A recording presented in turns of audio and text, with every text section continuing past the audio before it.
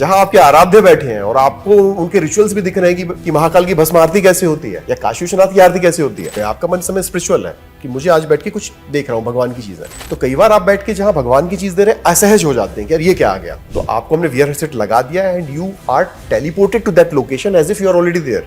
अयोध्या, रामलला दर्शन, चार धाम यात्रा, जगन्नाथ जी की यात्रा, ज्योतिर्लिंग, शक्तिपीठ। So beautiful. और जैसे जैसे आप उसको डिस्क्राइब कर रहे हैं ना, तो मेरे अंदर इतने सारे मल्टीपल इमोशंस आ रहे हैं। आप जो काम कर रहे हैं आपको उसमें सक्सेस मिलेगा ही मिलेगा। गारंटी सक्सेस तो कहीं नहीं रहती है। अगर आप अपने डेस्टिनेशन पे नहीं पहुंचे तो आप फेल कर गए। कैसे आया आपके दिमाग में AR VR and what is all these ARs? Augmented reality, virtual reality, These are the basic technologies जो एक 3D मॉडल को 3D में लाइफ साइज विजुअलाइज कराते हैं या आपको बैठ के किसी देव स्थल के दर्शन करने हैं। यूएस में एक तो पेशेंट कैपिटल बहुत है, इनोवेशन यहाँ पे काफी मुश्किल होते हैं कर पाने। इंडिया में सारी चीजों पे बड़ा प्रॉब्लम है। अभी तो हम इसी से बाहर नहीं निकल पाए कि नौकरी क्यों छोड़ी। सोसाइटी में किसी को पता ही नहीं कि दुर्लभ दर्शन ने कितना अच्छा काम किया। आपको लग रहा है कि नहीं, आई will enjoy the journey but nobody is interested in that. आपकी जर्नी 2-3 साल की नहीं है। अगर 2-3 साल के फाउंडर्स की सक्सेस स्टोरी आपने सुन ली, या तो हमको बहुत एडवांस्ड कोई मिलता है तो हमें लगता है कि मतलब बड़ी मछली छोटी मछली, बड़ी मछली है और वो आपसे ज्यादा स्किल सेट है या आपसे ज्यादा बड़ा आदमी है, वो डोमिनेट कर जाएगा, है ना। जैक मा की अगर आप बात सुनेंगे तो जैक मा ने कहा है कि मेरे अंदर कोई स्किल सेट था ही नहीं। सबसे बड़ा स्किल सेट मेरा यही था कि मैंने अपने से बेहतर इंसानों को चुना अपनी टीम के लिए। Matching with your idea. एकला चलो रही वाली जो चीज है कि भाई कोई नहीं है तो आप पहले खुद से स्टार्ट तो करके देखो। अगर आप स्टार्ट ही नहीं कर पा रहे हो कि टीम नहीं मिल रही है, पैसा नहीं मिल रहा है, कुछ नहीं हो रहा है, तो you are wasting your time. कि आप उतना सब करके आए हो कि आपके ऊपर बिलीव ना करने का किसी को एक मौका नहीं मिल रहा होगा। जिसको अपना स्टार्टअप स्टार्ट करना है, सबसे पहले तो अपना स्किल सेट आप ठीक करो। जो आपका स्टार्टअप, इस कंपनी का मेन मोटो है डेमोक्रेटाइज करना टेक्नोलॉजी को AR VR के थ्रू। उस पर बैठ के रोज के श्रृंगार दर्शन भी आप VR में कर सकते हैं। 13 से ज्यादा टेम्पल्स के। कुछ डॉक्टर्स हैं जो हमको कॉल करके बुलाते हैं कि ऑपरेशन होने वाला है और आप आके यहाँ दिखाइए। तुम्हारी टीम जाके उनको एक्सपीरियंस कराती है पेशेंट को। टेक्नोलॉजी का स्पिरिचुअलिज्म में या स्पिरिचुअलिटी में कोई रोल नहीं होना चाहिए। मेरा उनसे यही क्वेश्चन रहता है कि आप क्या YouTube पे लाइव नहीं देखते हैं भगवान को, या टीवी पे आप नहीं देखते हैं क्या? टीवी भी टेक्नोलॉजी है। हमने बैठ के जो भक्ति रील का सेक्शन बनाया है वो एकदम वैसा क्यूरेट करके बनाया है कि जहां बैठ के आप केवल भक्ति का ही कंटेंट देखोगे। फॉर एग्जांपल जैसे हमारा अभी जगन्नाथ रथ यात्रा, ऐसा लगता है कि आप खुद उसका पार्ट बन गए। वहां बैठ के आप सोमनाथ जी के गर्भगृह से अभिषेक सीख पाएंगे, सारे भगवान के आज के श्रृंगार दर्शन मंत्रों के साथ।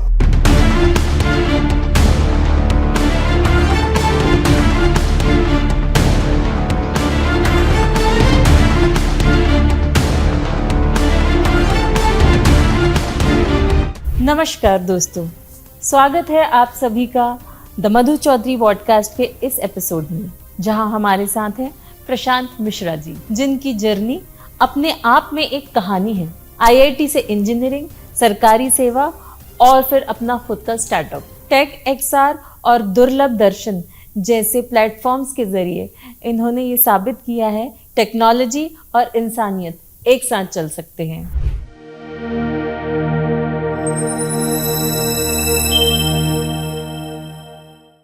नमस्कार सर, आपका बहुत बहुत स्वागत है द मधु चौधरी पॉडकास्ट पर। आपका भी, मुझे बुलाने के लिए थैंक यू।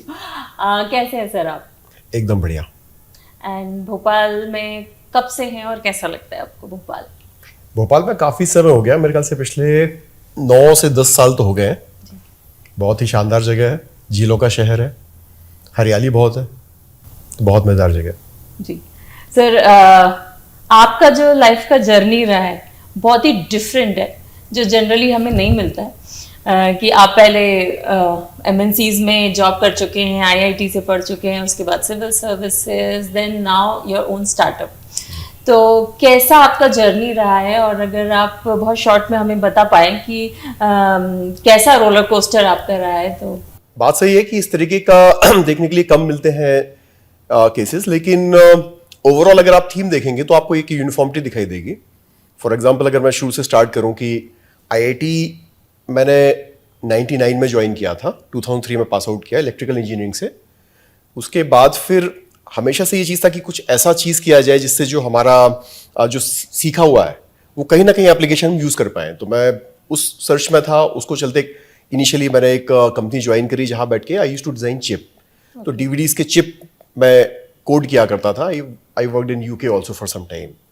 पर 2 साल के बाद फिर ये लगा कि जो इम्पैक्ट हम किसी एमएनसीज के लिए क्रिएट कर रहे हैं उससे बेटर होगा अगर मैं इंडिया के लिए कुछ कर पाऊँ और कुछ मास लेवल पे कुछ इम्पैक्ट ला पाऊँ, कुछ कंट्रीब्यूट कर पाऊँ।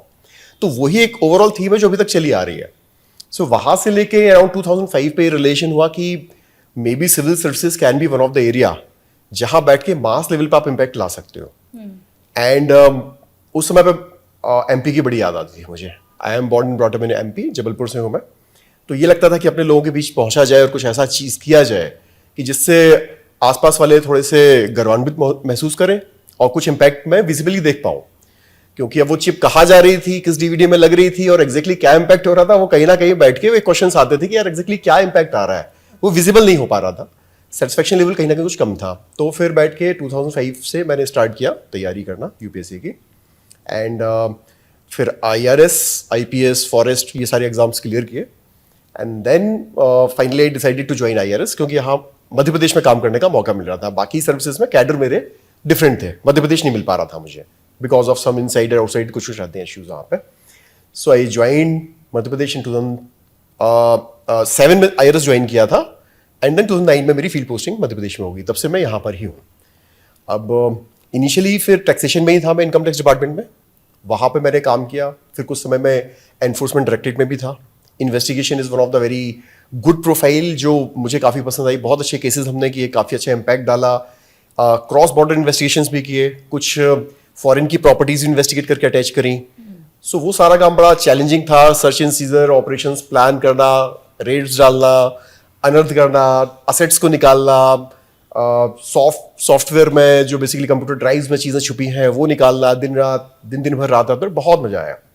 But over spending kind of एक डिकेड के बाद, कब से 10-15 साल मुझे हो गए, उसके बाद फिर अगेन फील हुआ कि जो कुछ किया वो बहुत अच्छा था, but somehow maybe the technology can be another field जहां वो इम्पैक्ट को और बढ़ा सकता हूं मैं। तो वो एक वाइड थोड़ा सा फील होना स्टार्ट हो गया था कि टेक्नोलॉजी के जब भी न्यूज आते थे, जहां भी इनोवेशन हो रहा रहता था, तो मुझे लगता था कि यार कुछ ना कुछ आप टेक्नोलॉजी में मिस कर रहे हो। Maybe if you can create some frugal technology. और उस समय की एक मेरे सीनियर थे मनु प्रकाश, उन्होंने बैठ के फोल्डस्कोप बनाया which is a very very affordable microscope. वो पेपर पे 50 सेंट का एक माइक्रोस्कोप बनाया जिसके थ्रू आप डिसीजेस को घर बैठ के भी, मतलब जो आपके क्लिनिक्स हैं वहां उस लेवल पे जाके 50 सेंट पे, इट वाज अ प्रिंटेड। तो माइक्रोस्कोप बड़ा कॉस्टली होता था, लोग ले नहीं पाते थे, उन्होंने उसका अफोर्डेबल वर्जन लेके आ गए। तो that motivated me a lot कि ये frugal innovation, it's called frugal science, कि जहां आप बड़े कम संसाधनों का उपयोग करते हुए पब्लिक एट लार्ज के लिए क्या चीज बना सकते हैं जिससे मासेस को फायदा हो, particularly developing nation like India. तो वहां से वो मोटिवेशन स्टार्ट हुआ कि क्या वो टेक्नोलॉजी है, क्या मैं उसमें खोज सकता हूं। तो 6-7 महीने का फिर ब्रेक लिया। डिपार्टमेंट वॉज काइंड इनफ, उनको मैंने अपना एक रिसर्च प्रोजेक्ट दिया कि मैं ये करना चाहता हूं, इससे ऑल ओवर इंडिया में हो सकता है कुछ बेनिफिट्स मिले इस टेक्नोलॉजी को एक्सप्लोर करके, because that technology has not come in India. They agreed. So मैं अनपेड लीव पे आया। I did not draw a salary during that point of time. 6 महीने सबैटिकल। हाँ, और I open a very small lab in my flat. एक single room dedicate किया जहां बैठ के सर्किट्स बुलाए, सॉफ्टवेयर्स इंस्टॉल किए, न्यू टेक्नोलॉजी को फिर से रीइन्वेंट किया, कोडिंग सीखना चालू किया बिकॉज आई लॉस्ट टच। तो 2-3 महीने में I was able to kind of catch up the pace. तो वो एक जो चीज था वो कॉन्फिडेंस में लगी, नहीं ठीक है, I can start from scratch. और फिर टेक्नोलॉजी को इन्वेंट करके अंदर I was able to devise a new thing. तो AR VR करके एक टेक्नोलॉजी, इमर्सिव टेक्नोलॉजी, इसका इंडिया में बड़ा स्लो एडॉप्शन में भी चल रहा है। सर, मैं ये आपका जो स्टार्टअप है उसके बारे में तो बहुत डिटेल में मैं जानना चाहती हूँ, बट देन कुछ मेरे क्वेरीज हैं। जैसे जो आपने MNC में जॉब किया UK में, और फिर यहाँ पर सरकारी नौकरी किया आपने IRS में, तो आपको क्या प्राइम डिफरेंस लगा? पहले तो मैं ये जानना चाहूँगी। सबसे बड़ा डिफरेंस जो बाहर का मुझे समझ में आया और इंडिया में समझ में आया, ओवरऑल मैं आपको इंडियन कल्चर का ही बता देता हूँ, फिर सरकारी नौकरी हो चाहे यहाँ प्राइवेट सेक्टर हो, वो डिफरेंट है। ओवरऑल कल्चर ये रहता है बाहर का कि when you work in UK US, वहाँ पर जो टाइमिंग्स रहते हैं 9 to 5 और 6, दोज आर एडेड स्ट्रिक्टली। लेकिन उतने टाइम में जो लोग काम करते हैं, they are also very very professional, very serious and dedicated towards their duty. वो बड़ा ही वो रहता है अनमैचेबल, अनपैरेलल। तो वो अगर जाएंगे तो बैठ के, अगर 9 o'clock अगर टाइम है और 9:30 है, तो you will find them on their desk. तो आप टाइम वेस्ट करते उनको नहीं देखेंगे। And then whatever the timings are fixed, उस समय पे वो ब्रेक लेते हैं, एंड जैसे ही टाइम कंप्लीट हुआ, and then whatever the timelines are there to execute a project, वो बड़े ही मेटिकुलसली एग्जीक्यूट करते हैं. तो they are very very professionals. And यहां पर आके थोड़ा सा इंडिया में वो टाइमलाइंस एक्चुअली फ्लेक्सिबल होते हैं, because we are a society of mingling type से, कि आपको बैठ के आप एक आध बार चाय वाय अगर नहीं निकलोगे हर घंटे 2 घंटे में, तो आपको लगता है कि तो आपका ऑफिस या आपका एक सोशल सर्कल रहता है. तो वो सोशल सर्कल का जो टाइम आप स्पेंड करते हो, कहीं ना कहीं वो बैठ के प्रोडक्टिविटी को हैम्पर करता है, एडवर्सली इफेक्ट करता है. तो उसको लेके एक्सटेंडेड टाइमिंग हो जाते हैं ऑफिस की. तो एक ठीक है, मतलब कि अगर आपको ऑफिस में फन सोशल इंटरेक्शन के थ्रू आ रहा है and you can compensate with external timings, तो ये एक सबसे बड़ा डिफरेंस यही है. और आपको आईआरएस में मजा नहीं आया? लाइक वहाँ पे आपको थोड़ा पावर तो ज्यादा फील होता ही होगा, तो वो आपको वो चार्म नहीं था कि मेरा पावर चला जाएगा, मैं ये जॉब छोड़ दूंगा? तो देखिए, पावर होता क्या है? Power is something when you have that muscles to change something, right? तो पावर ऐसा नहीं है कि आप बैठ के किसी पोजीशन में तभी आपके पास पावर है. अभी भी मैं जो स्टार्टअप बिल्डअप कर रहा हूं, और अगर मैं बैठ के सोसाइटी में एक चेंज लेके आ पा रहा हूं, ये भी एक पावर है. तो ऐसा नहीं है कि वो बड़ा मायोपिक हो जाता है इंडियन सोसाइटी में when you see the civil services, कि power to exercise your authority, वो रियल पावर नहीं है. वो किसी तरीके का शोषण हो जाता है. आप अगर किसी से बैठ के कुछ एक्स्ट्रा बेनिफिट लेना चाहते हो just because you are into some position, आपने वो मेरिट पे दर्ज नहीं किया, आपको वीआईपी प्रोटोकॉल चाहिए, तो if you are talking of VIP protocol, तो वो मुझे बिल्कुल, I am not missing it, because I love to be a common man. And then अभी भी मैं कहीं भी जाता हूं तो लाइन में लग के वो एकदम जो है, I would like India to become like that, कि every person is feeling like VIP. But I don't think कि सब आपके इर्द गिर्द जो लोग हैं उन्हें भी सेम फील या सेम थॉट प्रोसेस रहा होगा. उनको ज़रूर कहीं ना कहीं रिवोल्ट आया होगा, और आई एम श्योर कि सबने सोचा होगा कि नहीं, you give a second thought, और इस तरह से कुछ ऐसा हुआ था. आप फैमिली एंड फ्रेंड सर्कल की बात कर रहे हैं? Yes, of course. डेफिनेटली. देखो, फैमिली एंड फ्रेंड सर्कल में एवरीवन, हर किसी को कन्विंस कर पाना या उनको सेम पेज पे ला पाना थोड़ा सा मुश्किल होता है, बिकॉज प्री कंसीव नोशंस कुछ तो रहते ही हैं. But I was lucky enough कि मेरे सपोर्ट सिस्टम बहुत स्ट्रांग था. Particularly my wife, she supported me. In fact she was the one who found me in that position where I was kind of enjoying technology more than anything else. मैं मतलब office से 6 या 7 बजे आता था, उसके बाद फिर 9 से लेके सुबह के 4 बजे तक I used to explore technology only. And she realize कि that is my one of the area where my passion lies. तो उसका ये कहना था कि अगर आपका पैशन है तो आप उसको फॉलो करो. अगर एक बार आपको आपके लाइफ पार्टनर का सपोर्ट मिल जाता है, then things become very easier. उसके बाद फिर आप घर वालों को आप बता दो कि यार पैशन मेरा ये है, 9 to 5, 9 to 7. अगर आपने बहुत इजीली उनको और ज्यादा कन्विंस कर दिया है, आई टुक अ राइट डिसीजन उनका तारीफ करके. नहीं, ऐसा बिल्कुल भी नहीं है कि मुझे कन्विंस करने का जरूरत पड़ रहा है या कुछ करना पड़ रहा है, because that support is always there. And कभी अगर कुछ तरीके से बात होती है तो she is the one who kind of still supports कि नहीं, ये तो बड़ा अच्छा ही चल रहा है, मतलब you are blessed to reach this stage also. तो कभी कुछ डिस्कशन अगर कहीं से आ जाते हैं, कुछ घर वालों का आ जाता है, तो she is the one who just argues कि this is तो मतलब कि nothing like it, ये तो मतलब बड़ी blessing है भगवान की कि आप यहाँ तक पहुँच पाए. और दूसरा चीज़ उसमें एक पर्सपेक्टिव ये है कि हम इंडिया की बात करते हैं, इंडिया में चेंज की लाने की बात करते हैं. अब बैठ के IIT बैकग्राउंड है आपके पास IRS भी है, सारे स्किल सेट हैं आपके पास में. उसके बाद अगर आप बैठ के नई चीजें चेंज करके और कुछ इंपैक्ट लाना नहीं चाहोगे, तो आप किससे एक्सपेक्ट करो कि इंडिया में लाके चेंज लेके आएगा? Who would do that change? मेरे पास तो सेफ्टी नेट्स आप देखे जाए तो बहुत सारे हैं, पर आप फिर किससे एक्सपेक्ट कर रहे हो कि कौन सा सेफ्टी नेट फिर आपको चाहिए? So that background actually help me a lot in taking this decision, to be honest. कि एक सेफ्टी नेट की आप बात करो तो ठीक है, इतना प्रोफाइल काफी है, तो आपके पास फिर ये चीज होती है कि अब तो आप चीज ट्राई करो जिसमें आपका मन आ रहा हो, जिसमें आपका पैशन. तो जब आपने सोचा कि मैं ये जॉब छोड़ूंगा और उसके बाद मैं स्टार्टअप करूंगा, है ना, वो आपका पहले से ही माइंडसेट रहा होगा, तो आप उतने कॉन्फिडेंस थे कि आप जो काम कर रहे हैं आपको उसमें सक्सेस मिलेगा ही मिलेगा, या you will be able to bring about that change which you are aspiring for? देखिए, इसमें ना गारंटीड सक्सेस तो कहीं नहीं रहती है, राइट? आपको रिस्क तो लेना पड़ता है. अब when I was preparing for JEE, तो उसमें भी मेरा एक फेलियर हो गया था फर्स्ट अटेम्प्ट में. मतलब जब मैं 12th में था तो फेल हो गया, but I pass the PT exam, जो स्टेट कहते हैं, काफी अच्छे मार्क्स आए. I was getting a very very good college, मतलब NIT लेवल का मिल रहा था.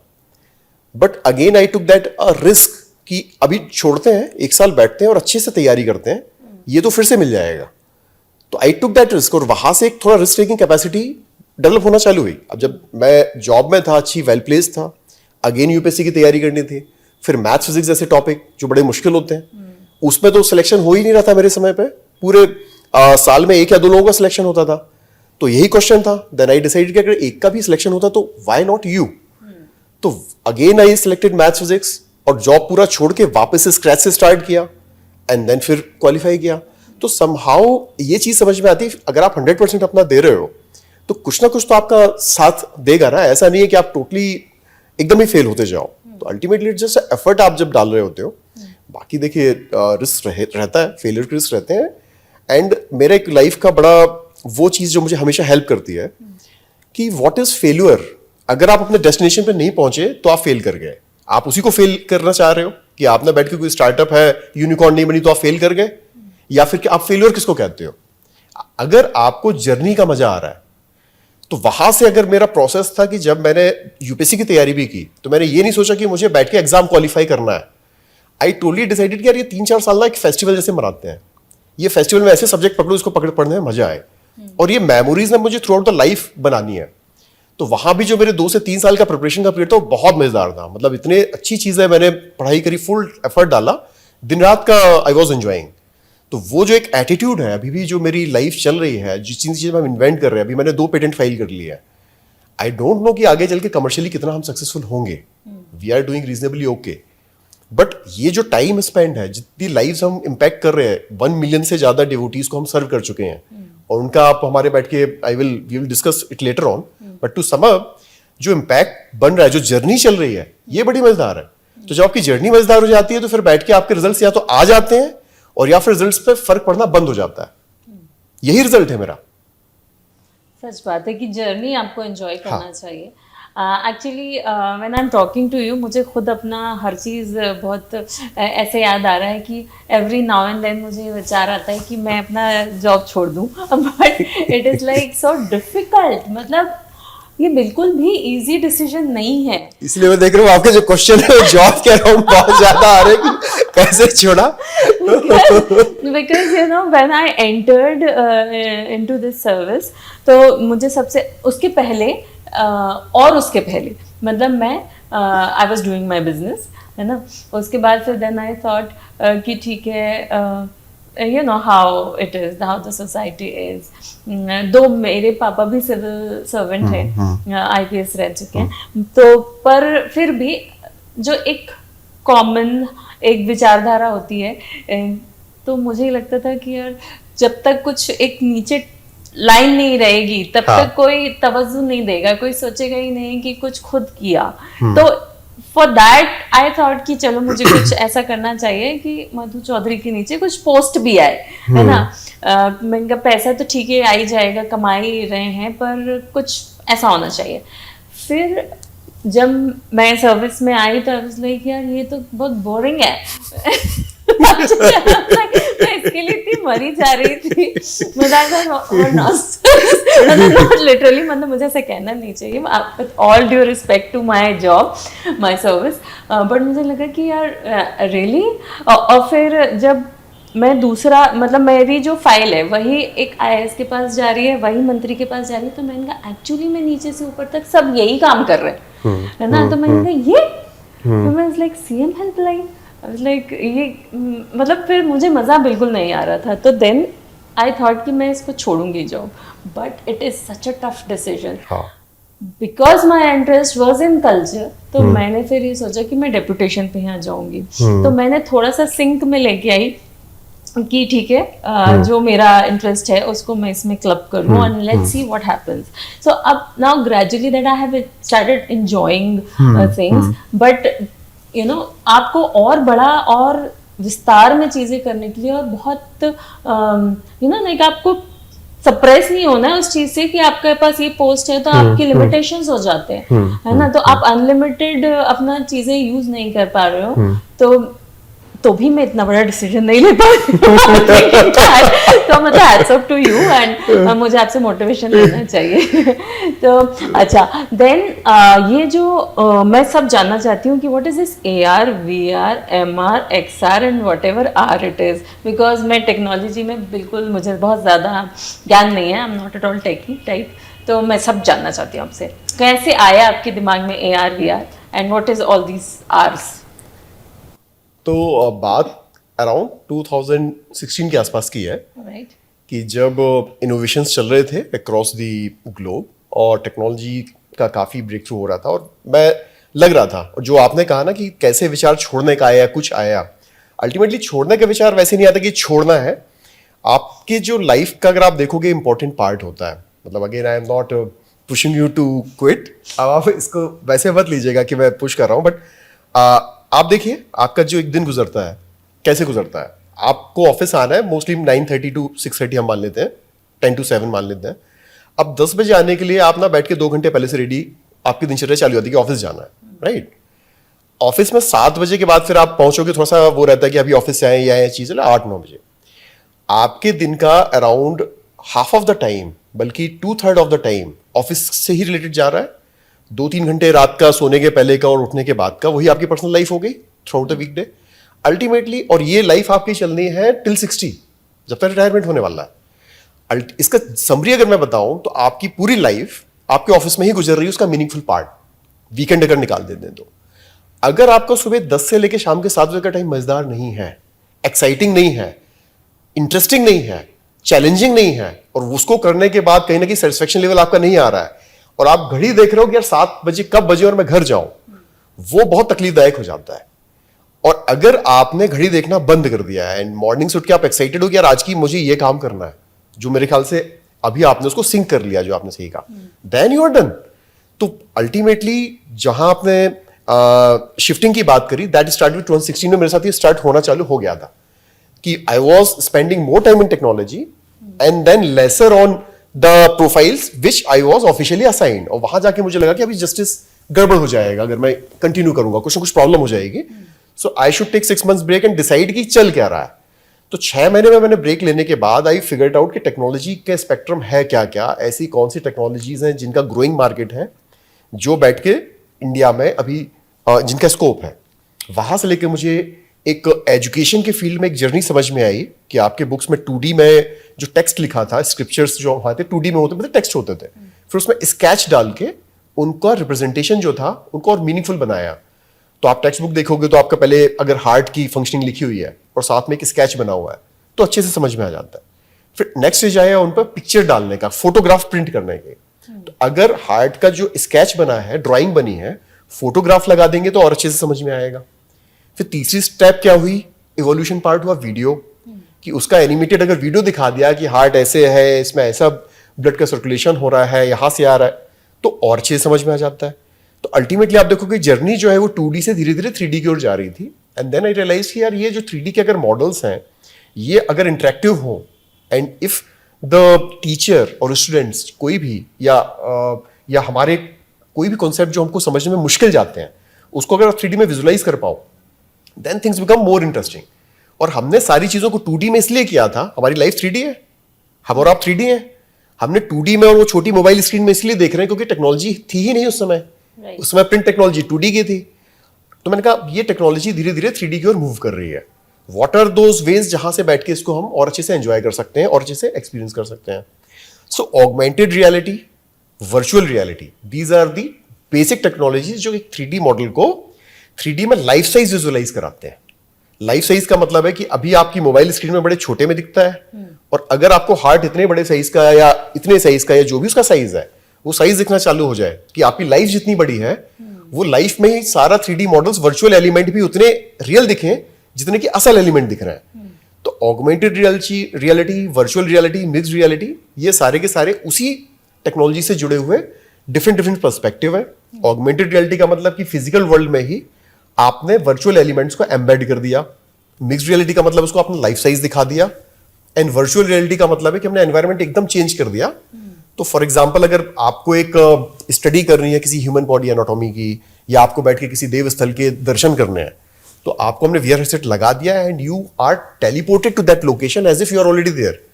तो आपको जितना रियलिस्टिक ये रूम दिख रहा है, उतना रियलिस्टिक अगर किसी गर्भगृह में होने का आभास आ जाए, जहां आपके आराध्य बैठे हैं और आपको उनके रिचुअल्स भी दिख रहे हैं कि महाकाल की भस्म आरती कैसे होती है या काशी विश्वनाथ की आरती कैसे होती है, तो वो वर्चुअल रियलिटी वो टेक्नोलॉजी है जो आपको बैठ के एकदम टेलीपोर्ट कर देती है एक ऐसे एक्सपीरियंस में जो अल्ट्रा रियलिस्टिक लगता है।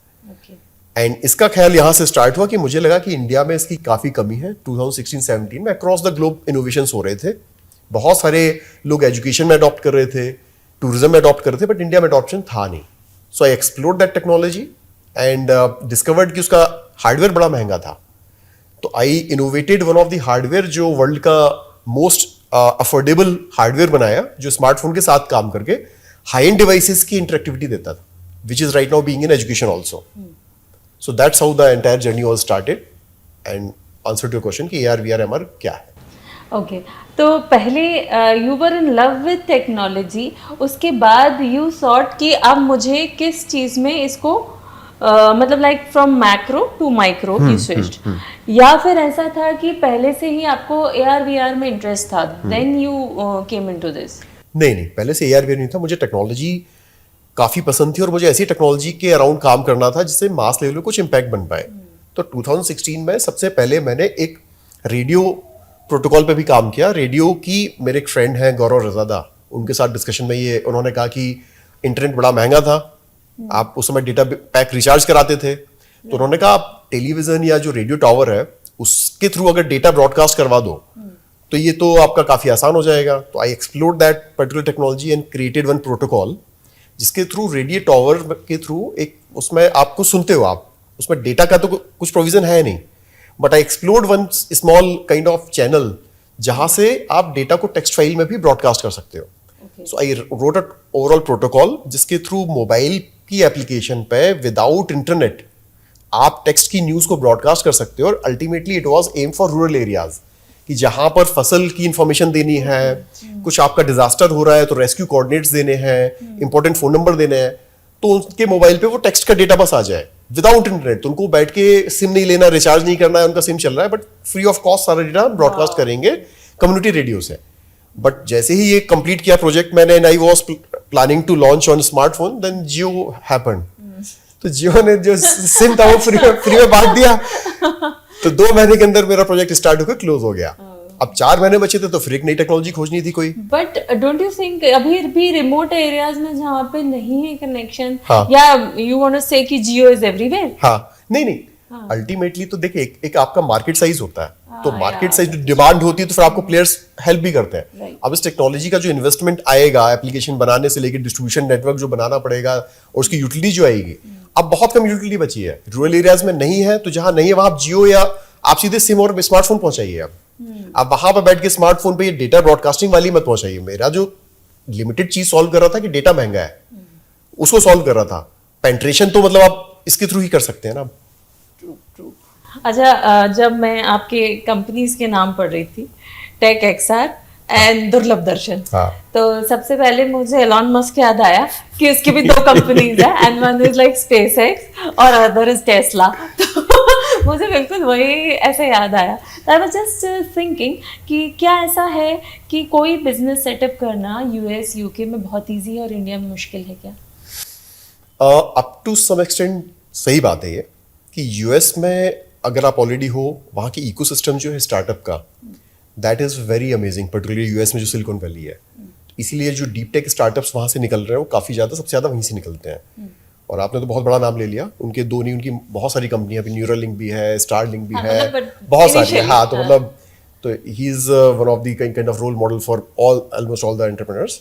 बट मल्टीपल कंपनीज पे बाद में आते हैं। पहले ये लेके आते हैं कि जो इकोसिस्टम जो सपोर्ट करता है, पहले उसकी बात करते हैं कि इंडिया में क्या प्रॉब्लम है, why India is not able to see the deep tech startups जो यूएस में आ रहे हैं। तो यूएस में एक तो पेशेंट कैपिटल बहुत है। When we talk about patient capital, तो वहां पर आपने प्रॉब्लम स्टेटमेंट बताया और उसको सॉल्व करने के लिए देयर इकोसिस्टम में आ जाएंगे, गवर्नमेंट फंडेड प्रोग्राम्स आ जाएंगे, वहां पर बैठ के आपको अच्छे खासे वीसीज आ जाएंगे कि आप पैसा लेके R&D करिए, बस रिसर्च करिए। So you just need to form a good team and work on a good idea. बाकी एक मिनिमम लेवल का आपको सस्टेनेंस के लिए अच्छा खासा कैपिटल कुछ एक स्टार्टअप्स थे जिनको बैठ के हंड्रेड्स ऑफ मिलियंस की फंडिंग मिलती रही केवल टेक्नोलॉजी बिल्डअप करने के लिए। फॉर एग्जाम्पल अगर आप देखेंगे तो मैजिक लीप करके एक स्टार्टअप है जिसको गूगल ने फंड किया था 200-300 million only to build one AR glass, जो अभी तक कमर्शलाइज नहीं हो पाया, 10 साल हो गए। सो वो एक massive funding plus overall ecosystem plus जो यूनिवर्सिटीज का ओवरऑल इकोसिस्टम वहां से डेवलप होता है कि वहां से फाउंडर सर्कल आपको मिल जाता है, तो जो आपके साथ की टीम बन जाती है, दैट इज वेरी अमेजिंग। तो किकस्टार्ट उनको बहुत अच्छा मिल जाता है। एंड देन जब आपका पूरा आसपास का माहौल ही वैसा रहता है तो एक डिफरेंट लेवल पे आपकी थिंकिंग प्रोसेस चालू होती है, टैलेंट भी आपको वैसे उस तरीके के मिल जाते हैं, तो उसको स्केल करना बड़ा आसान होता है। इंडिया में सारी चीजों पे बड़ा प्रॉब्लम है। सबसे पहली प्रॉब्लम की अगर बात करें तो यहाँ पर जो इनिशियल लेवल पे आपको जब स्टार्ट करना होता है, स्टार्टअप जब फॉर्म कर रहे होते हो, तो अभी तो एक बार आपने देख लिया कि नौकरी क्यों छोड़ी, तो अभी तो हम इसी से बाहर नहीं निकल पाए कि नौकरी क्यों छोड़ी। वो स्टार्टअप अगर स्टार्ट हो रही है और उसका सक्सेस मॉडल या उसकी सक्सेस स्टोरी जो पूरा समाज सेलिब्रेट कर रहा हो, तो अभी आप देखेंगे तो सोसाइटी में किसी को पता ही नहीं है कि दुर्लभ दर्शन ने कितना अच्छा काम किया। मेरे साथ वालों में भी, मेरे एक्सटेंडेड फ्रेंड में भी, कि दुर्लभ दर्शन कितना अच्छा काम कर रही है, टेक साथ कितना अच्छा काम कर रही है।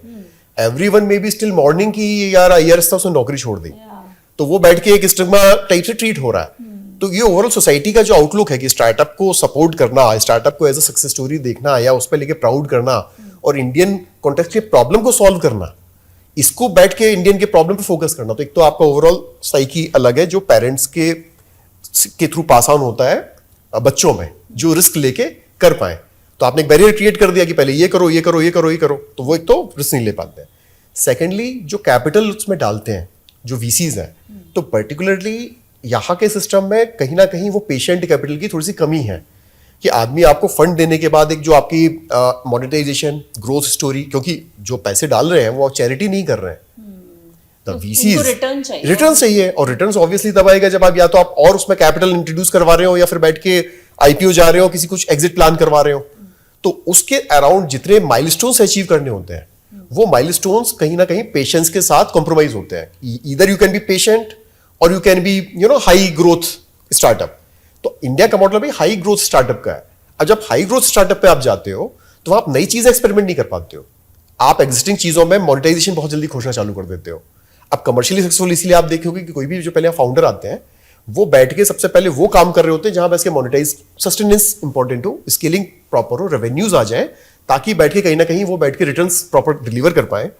अब एग्जांपल मैं दूंगा, सबसे अच्छा एग्जांपल है दीपेंद्र गोयल का। तो उन्होंने पहले बैठ के रेस्टोरेंट के मेन्यू से स्टार्ट किया विदाउट प्लानिंग बिग, फिर समझ में आया, उसके बाद उन्होंने जोमेटो बनाई, करते कराते जोमेटो पब्लिक हो गई, he got a huge success. अब बैठ के वो क्या कर रहे हैं, अब बैठ के असली काम बेसिकली मेरे ख्याल का जो असल में मन कर रहा है, he is a very strong background from physics. तो अब उन्होंने बैठ के डीप टेक स्टार्टअप चालू किया है जो कि basically space tech kind of startup है, जो आपके ट्रांसपोर्टेशन का प्रॉब्लम सॉल्व कर रहा है, राइट। उन्होंने एक डिवाइस निकाला टेम्पल करके, वो भी डीप टेक है, जो बैठ के ह्यूमन बॉडी पे ब्लड सर्कुलेशन के इफेक्ट के थ्रू आपके लेवल्स को एक्टिविटी मेजर करेगा। सो इकोसिस्टम जो यहाँ का है, start some risky and some very जो हाई रिस्क वेंचर्स हैं, यहाँ पर बहुत हाई रिस्क वेंचर्स लेने के लिए अवर्स है, इसलिए इनोवेशन यहाँ पर काफी मुश्किल होते हैं कर पाना।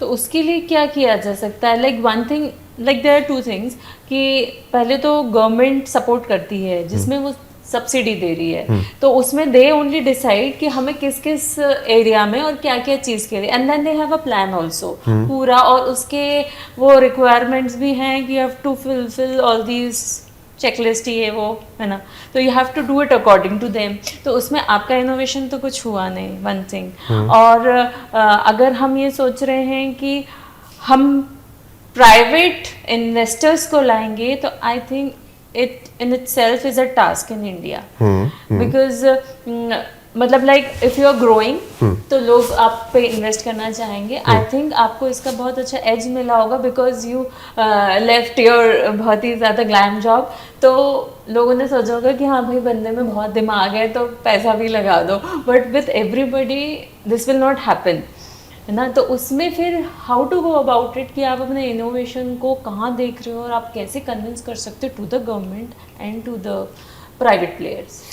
देखिए अभी तो चीज़ काफ़ी हद तक आसान हो गई है जब से AI का आया हुआ है, AI जब से आया हुआ है, तो प्रोटोटाइपिंग बनाना और चीज़ों को एक लेवल पे लेके आना, तो स्टार्ट पॉइंट बड़ा आसान हो गया। प्लस गवर्नमेंट की जो स्कीम्स है इनिशियल लेवल पे टू प्रोटोटाइप डेवलपमेंट की स्टेज तक सपोर्ट करना, तो मल्टीपल इंक्यूबेटर्स एंड मल्टीपल आपको स्कीम्स गवर्नमेंट के मिल जाएंगे जो इनिशियल लेवल पे आपको सपोर्ट कर देंगे, राइट। जैसे मेरी जर्नी भी थी, उसमें डिपार्टमेंट ऑफ टेलीकम्युनिकेशन का बहुत बड़ा रोल रहा हुआ है मुझे यहाँ तक लाने के लिए।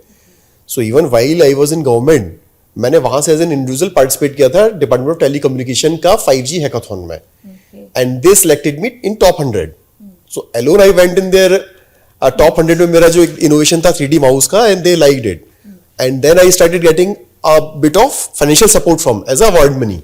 उस अवार्ड मनी का यूज करके मैंने थोड़े से छोटी सी टीम फॉर्म कर ली रिसर्चर की, which was non commercial in nature totally, और वहां से फिर जो प्रोडक्ट का शेप हुआ, again we participated and then we were in top 12 all over India, तो उसका अलग अवार्ड भी नहीं मिला। तो बेसिकली हैकाथॉन्स जो चलते हैं यहाँ पे आप पार्टिसिपेट करके अपने आइडिया लेके and then get the kind of right mentoring, incubations है वहां पर आप जा सकते हो।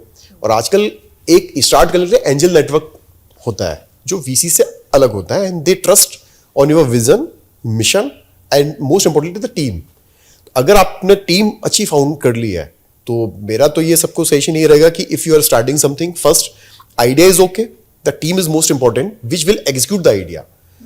तो वाई कॉम्बिनेटर करके एक प्लेटफॉर्म है US का, तो वो जब फॉर्म भरवाते हैं अपना, तो वो ये कहते हैं कि आपका आइडिया है, ये है रिजल्ट ठीक है, उसके बाद कहते हैं एक ऐसी चीज बताओ रैंडमली जो आप अगर ये नहीं कर रहे होते तो वो कर रहे होते, और कहते हैं कई बार हम आपको इस चीज पे तो पैसे हो सकता ना दें, पर आपने जो यहां मेंशन किया जो नहीं कर रहे हो, उस पर फंड करके आपसे वो चीज करवाएं, and they have a mandatory condition कि आपका कोई को-फाउंडर होना चाहिए। So the having a right team member with you जो आपके स्किल सेट को कॉम्प्लीमेंट करे, सो दैट आप एक और एक 11 वाली जो फिलॉसफी है उसको आप एग्जीक्यूट कर पाओ, that is the most important part. फिर बाकी आपका अगर आपको किक स्टार्ट मिल गया और आपका प्रोडक्ट अगर ठीक है, तो आपको फिर सबसे पहले प्रोडक्ट मार्केट फिट खोजना पड़ता है किसी भी जगह से पैसा उठाने के लिए। तो प्रोडक्ट मार्केट फिट का मतलब है कि एक प्रोटोटाइप को आप बैठ के अर्ली स्टेज पर टेस्ट करके मार्केट में देखिए कि क्या फीडबैक आ रहा है, अपने पीयर सर्कल में टेस्ट करिए, अपनी सिटी में टेस्ट करिए, मार्केट पे निकल जाइए। मैं अभी भी करता हूँ कि मैं सीधे एज अ इंडिविजुअल चले जाऊंगा, किसी भी शॉप में चले जाऊंगा, किसी भी स्टेक होल्डर के पास चला जाऊंगा, उनको दिखाऊंगा, उनको कुछ पता नहीं रहता है कि मैं कौन हूँ, क्या हूँ, आप एक बार चेक करके बताइए, फीडबैक दीजिए। That's how you take the feedback and improve the product. और जहां पर बैठ के one person if is referring your product to someone else, आपको वहां तक वेट करना होता है। So repeat and referral, these are the 2 key success metrics in any business. अगर आपने ये समझ लिया कि मुझे ऐसा प्रोडक्ट बनाना है जिसका रिपीट यूजर हो और वो रिफर कर रहा हो, और जब तक ये चीज नहीं आ रही है तब तक आपको बैठ के पेशेंटली बस बिल्डअप करते रहना है और पॉलिश करते रहना है। आर यू ट्राइंग टू से कि आपका आइडिया वैसा होना चाहिए, या फिर आइडिया इज ओके, आपका हार्डवर्क या पेशेंस या जिसमें आप अपनी क्रिएटिविटी ऐड कर रहे हो वो ज्यादा होना चाहिए? Idea should be big enough जिसके थ्रू आप बड़े प्रॉब्लम सॉल्व कर रहे हो। पहला चीज तो वह है, and those can be multiple. Secondly, आपके आइडिया अलाइन होना चाहिए आपके स्किल सेट से और आपके पास आपके टीम के स्किल सेट से। तो फॉर एग्जाम्पल, अगर आपका एक्सपर्टीज कल्चरल में है और आप कुछ स्टार्ट करना चाहते हो, तो आप कल्चर के अराउंड कोई चीज करोगे तो आपने चूंकि दिन रात वहां टाइम स्पेंड किया हुआ है तो आप और अच्छे सोच पाते हो। और यहां से बैठ के अगर रैंडमली आप किसी दूसरे आदमी की सक्सेस मैट्रिक्स देख के कहो कि नहीं, अब मुझे बैठ के ना फूड डिलीवरी की स्टार्टअप खोलनी है, जिसका बैठ के कुछ भी आइडिया नहीं है, और जस्ट बिकॉज कि समवन एल्स हैज डन और 3-4 लोग हैं और इमीडिएटली मुझे इसमें पैसा मिल जाएगा, तो that is the wrong way of thinking. तो पहला चीज कि आपके स्किल सेट के अराउंड आपको आइडियाज सोचने चाहिए। Idea is not that much important, क्योंकि आप जितने भी सक्सेसफुल लोग हैं उन सबकी अगर जर्नी देखेंगे, they start with something else और कहीं कुछ और पहुंच गए। एग्जाम्पल जैसे मैंने आपको दिया, जोमेटो का दिया, पहले वो रेस्टोरेंट का मेन्यू स्कैन कर रहे थे। आप सिमिलरली आप देखेंगे ब्लिंकिट का ग्रोसरी जो बना रहे थे, वो ग्रोसरी स्टोर खेला था, वो 10 मिनट डिलीवरी पे आ गए। तो ये अमेजोन का देखेंगे, वो पहले बुक ऑनलाइन बेच रहे थे, अब बैठ के मार्केट प्लेस बन गए। तो अल्टीमेटली आइडियाज तो शेप अप होते रहेंगे आपके, आपको पहले पता नहीं रहता कि एग्जैक्टली क्या काम करने वाला है, वो तो आपको इटरेट फास्ट। सो आइडिया से स्टार्ट करिए, टीम बनाइए, स्किल सेट पे फोकस करिए कि टीम रैंडमली मत बना लीजिए, किसी को भी लेके आ गए just because you are desperate to start something.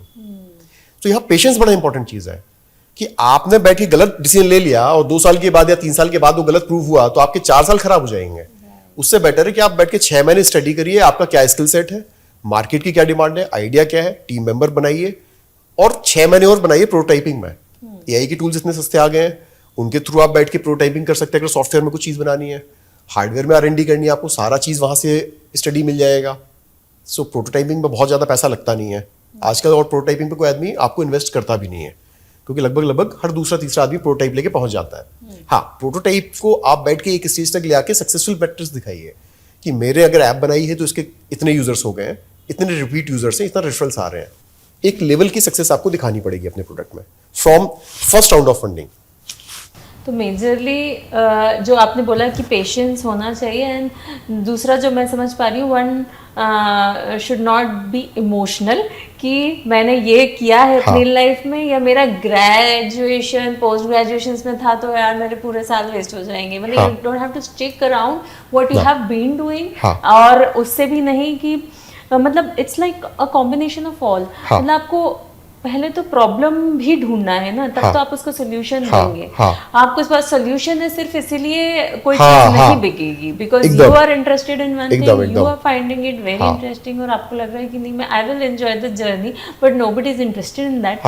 तो फिर वो भी एक चीज है। तो it's like both the ways, है ना।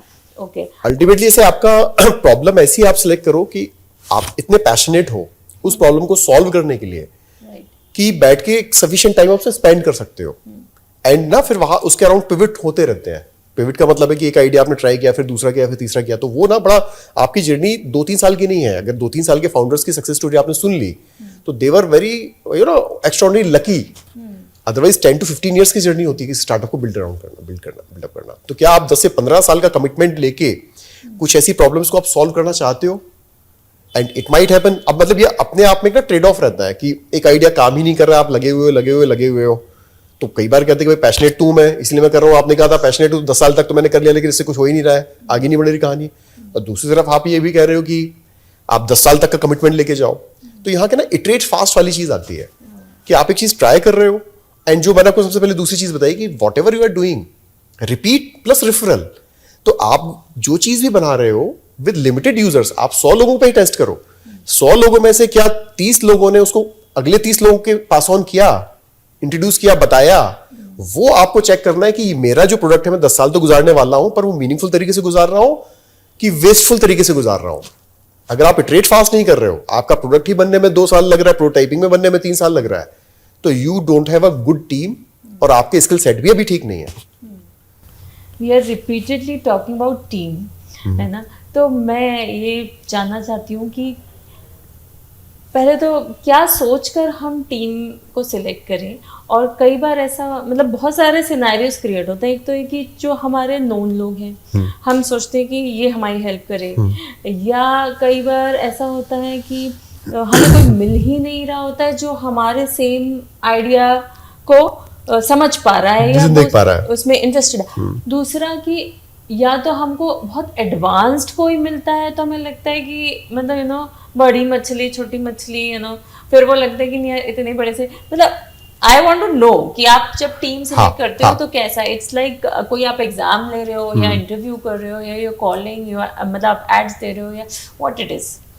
देखिए, जो आपने दूसरी चीज की बड़ी मछली है और वो आपसे ज्यादा स्किल सेट है, या आपसे ज्यादा बड़ा आदमी है, वो डोमिनेट कर जाएगा, इस चीज को तो एकदम निकाल दीजिए, है ना। जैक मा की अगर आप बात सुनेंगे तो जैक मा ने कहा है कि मेरे अंदर कोई स्किल सेट था ही नहीं, सबसे बड़ा स्किल सेट मेरा यही था कि मैंने अपने से बेहतर इंसानों को चुना अपनी टीम के लिए। तो आप अकेले बैठ के कुछ नहीं कर पाओगे, आपकी टीम ही करेगी, एंड टीम के वो लोग करेंगे जो आपसे अच्छे हों। सो आपको कभी ये नहीं देखना कि ये आदमी मेरे से ऊपर है, जैसे ही मिल रहा है और तैयार है तो आंख बंद करके उसको आप ले लीजिए। अच्छा। अगर आपका जजमेंट है कि वो आपसे ज्यादा कॉम्पिटेंट है, आपसे ज्यादा स्किल सेट वाला है, वो आपके साथ क्यों जुड़ रहा है, वो आप में भी कुछ देख रहा है, तो अल्टीमेटली आपका कोर स्किल सेट क्या, आपको वो भी आइडेंटिफाई करना है। वो बड़ी मछली छोटी मछली की प्रॉब्लम तब आएगी कि आपके अंदर तो कुछ भी नहीं है और सारा ड्राइव और सारा ग्रोथ एक दूसरा आदमी लेके जा रहा है, तो आपके साथ जुड़ के आपके बिना भी कर सकता था। और आपने आज के दिन को, और आइडिया का कोई मतलब ही नहीं है। डोंट थिंक आइडिया कॉपीबल होते हैं या नहीं होते हैं। आइडिया हमेशा मिलेंगे, हमेशा आप देखेंगे फाइनेंस के जो स्टार्टअप बने हैं, टेक के जो स्टार्टअप बने हैं, एआई के स्टार्टअप भी जो बन रहे हैं, हमेशा कोई भी सक्सेसफुल चीज को कोई ना कोई कॉम्पिटिटर आएगा और वो आपको पीछे छोड़ देगा अगर आपकी टीम अच्छी नहीं, एग्जीक्यूशन अच्छा नहीं है। तो कॉपी होने से बिल्कुल मत डरिए, ठीक है, होने दीजिए कॉपी, अच्छी चीज है, कॉम्पिटिटर आएगा और अच्छी चीज है, आपको और सिखाएगा, आप और मेहनत करेंगे और अच्छा प्रोडक्ट लेके आएंगे। Competition is good, competition is always good, तो उस पर बैठ के बड़ी मछली को आने दीजिए, बड़ी मछली ही आपको सक्सेसफुल बनाएगी। छोटी मछलियों के साथ तो आप पोखर में रह जाएंगे। आपको समंदर में अगर जाना है तो वो बड़ी मछली जो शार्क लेके आई है वो बैठ के आपका समंदर क्रॉस कराएगी। पहला चीज तो ये हो गया। दूसरा चीज हो गया कि हम अनजान लोगों को चुने कि पहचान वालों को चुने।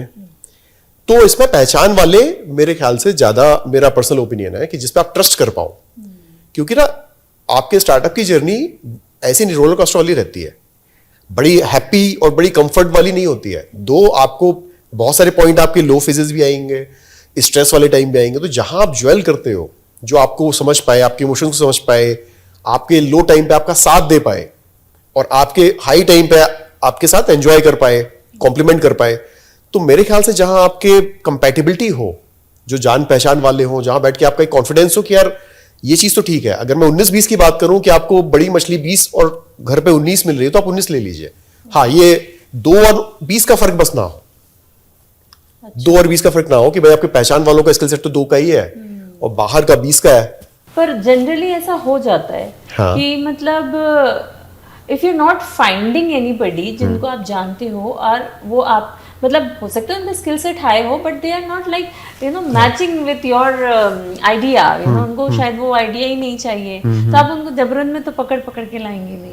तो देन फिर कहाँ से वो टीम आती है? Because what I am finding ना, मतलब मैं क्योंकि बहुत सारी चीज़ों में हूँ तो I have like different set of teams for everything. तो मुझे ऐसा लगता है कि जहाँ पर मेरा टीम नहीं है तो मुझे लगता है मैं उसमें I am neglecting that part of my work. मुझे लगता है अच्छा ठीक है, अब कोई मिलेगा या कहाँ से लाएं, बिकॉज इट्स नॉट कि आप कोई काम करो तो आपको लोग मिल ही जाएंगे। क्या ऐसा है कि मिल ही जाते हैं? नहीं, आसानी से नहीं मिलते। मुझे मैं अभी भी खोज रहा हूँ, अपनी टीम बना रहा हूँ एक एक करके। हाँ, लेकिन इतना है कि मैं अपना एग्जांपल दे सकता हूँ कि how I solve this problem. तो अपना एग्जांपल बस मैं दे सकता हूँ, बाकी हर किसी की अपनी कहानी होती है, अपनी अलग जर्नी होती है। सो व्हेन आई वाज, मेरी मतलब ये चीज थी कि अगर कोई नहीं है तो पहले एकला चलो रे। तो जो टेक्नोलॉजी जब मैं बना रहा था और जब मैं ट्राई कर रहा था कि कोई मुझे मिल जाए, तो I was looking for agencies कि यार इसको कोई मेरा सॉल्यूशन प्रोटोटाइप बना दे। तो बड़े कॉस्टली चीजें आ रही थी विच आई कुड नॉट अफोर्ड। तो मैंने फिर खुद ही बनाना स्टार्ट कर दिया, खुद ही कोडिंग सीख ली। तो एकला चलो रे वाली जो चीज है कि भाई कोई नहीं है तो आप पहले खुद से स्टार्ट तो करके देखो, कुछ स्टार्ट पॉइंट तो हो। अगर आप स्टार्ट ही नहीं कर पा रहे हो कि टीम नहीं मिल रही है, पैसा नहीं मिल रहा है, कुछ नहीं हो रहा है, तो you are wasting your time. कोई नहीं मिल रहा है तो पहले आप स्टार्ट कर दो। क्या होगा, आप जब आपके ही उस स्किल सेट में से, फॉर एग्जांपल मैंने टेक्नोलॉजी सीखी तो मैंने 3 महीने 6 महीने कोडिंग ही सीख ली। अब मैं नहीं करता हूँ काम, लेकिन आई नो कि उसके अराउंड क्या उसकी न्यूसेंसेस क्या है, उनकी न्यूसेंसेस क्या है, उसका उसकी उसकी अंडरस्टैंडिंग बेसिकली डेवलप हो गई। अब जब मेरी टेक टीम के जब मैं बैठ के हायरिंग कर रहा हूं तो आई नो कि इसमें किस तरीके का मैन पावर मेरे को जरूरत है और किस चीज के लिए कितना टाइम लगना चाहिए। तो वो लर्निंग कभी वेस्ट नहीं जाती। तो अगर आपकी टीम नहीं बन रही तो कुछ टाइम तक तो आप खुद भी काम करना स्टार्ट कर दीजिए। उसके बाद व्हाट आई डिड कि मैंने ना बड़ी छोटी सी पहली टीम बना ली with award money. I kind of took a very small apartment on rent और 3 इंटर्न्स को लेके आ गया। इंटर्न्स भी मतलब हु हैपन टू बी मेरे 2 भतीजे थे और एक भांजा। ठीक है, तो देखो मामा भांजे की जोड़ी ने महाराज को हिलाया। So I did not have any option. They were in their 3rd year और कोविड लगा हुआ था, दिन भर नेटफ्लिक्स देखते थे। अब मेरे भाई और मेरी सिस्टर वो कंप्लेन करते रहते थे कि ये तो नेटफ्लिक्स देखते हैं, इनको कुछ सिखाओ। तो मैंने क्या काम करूँगा, यहाँ भेज दो, मैं यहाँ बैठ के खाना पीना खर्चा सब चीज और स्टाइपेंड भी दे दूंगा। अब दे कुड नॉट से नो। वो बेचारे आ गए, उनको लगा कि कुछ यहाँ मस्ती कराएंगे और यहाँ उठा के मैंने उनको थोड़ा सा टाइट कर दिया कि अब मैंने जो सीखा है अब मैं तुमको सिखाऊंगा पहले वो। तो that's how I start, that was my first team of 3 members. फिर उसके बाद उनको देखते देखते उनका एक दोस्त भी था, उन्होंने बताया भोपाल बहुत अच्छी जगह है, यहाँ बैठ के हम लोग पार्टी करते हैं, हम लोग ये करते हैं, उसको भी बुला अच्छा। वो बेचारा भी फंस गया, उसको भी हमने बैठ के टाइट करना चालू कर दिया। अब वो 4 लोग जो थे बैठ के अच्छी उन्होंने मेहनत करी and then we build a prototype. उस प्रोटोटाइप को हम निकल गए मार्केट में और हमने कहा एक बार जरा चेक करके बताओ कि लोगों का इसमें फीडबैक क्या है। And feedback was amazing. तो समझ में आया कि नहीं, अब now this is the something which we can. तो एक कॉन्फिडेंस भी आया। So that's how I decided कि बिफोर मेकिंग इट कमर्शियल आप अब फुल स्विच मार सकते हो। फ्रेंड्स को बताया, फ्रेंड्स भी बड़े बड़े हैप्पी हो गए, ठीक है तुम मार दो स्विच, हम बैठ के तुम जैसे तुम छोड़ दोगे हम तुमको सपोर्ट कर देंगे, तुम एंजल इन्वेस्टमेंट हम कर देंगे, ये सब कर देंगे। तो मैंने कहा ठीक बात है, फिर अगर इतना कमिटमेंट अगर आ रहा है। So I was alone then I figure out कि मेरी कोर टीम में कौन मुझे हेल्प कर सकता है। उन लोगों को पहले दिखाया, समझाया कि भाई ये देख लो, 1 साल तुम्हारा वैसे ही वेस्ट हो रहा है, तुम 4th ईयर भी वैसे ही कर रहे हो, इंटर्न जब तक हो तब तक बैठ के मेरे अंडर ही इंटर्नशिप कर लो, टेक्नोलॉजी सीख जाओगे, जॉब लग जाएगी तुम्हारी। They got convinced. 1 साल के बाद समझ में आया कि नहीं ये तो अच्छी चीज चल रही है। अच्छा, इन्होंने अपनी जॉब भी छोड़ दी, तो दे गॉट दैट मोटिवेशन कि यार अब जॉब छोड़ के इनको बैठ के अच्छा ये फंडिंग भी आ रही है, इनका इकोसिस्टम भी काम कर रहा है, तो वो बड़े सीरियस हो गए। अब वो बैठ के, आई विल नॉट से कि बड़ा ग्रेट कॉलेज का उनका वो है। अब again the second thing which I tell you to select your team member, कि you need not to be a very great guys from IITs, passionate, और आपकी बात अगर सुन रहे हैं, विजन शेयर कर रहे हैं, मेहनत कर रहे हैं, तो they were like most trusted कि आपको बैठ के भाई आधे में छोड़ के नहीं जाएंगे। That team form a core team. और वो जो 4 लोग थे, and then again one of my friend जो बैठ के IIT कानपुर से ही थे, 2001 में कंप्यूटर साइंस पास किया था।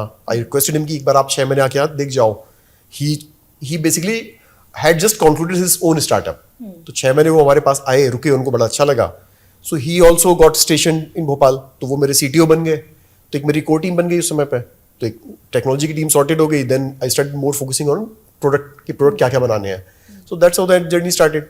तो आपको डे 1 पे सॉल्यूशन नहीं मिलेगा, और प्रॉब्लम ये होती है कि आप डे 1 से सॉल्व करने की कोशिश कर रहे होते हो, और यही सबसे बड़ा चैलेंज है इंडिया में, क्योंकि आपको अभी लगने हैं 3 से 4 से 5 साल, और तब तक जो आपका सोसाइटी है उनको आपको इमीडिएटली वो सक्सेस देखनी है जो आप बैठ के जहां से आप निकले हो।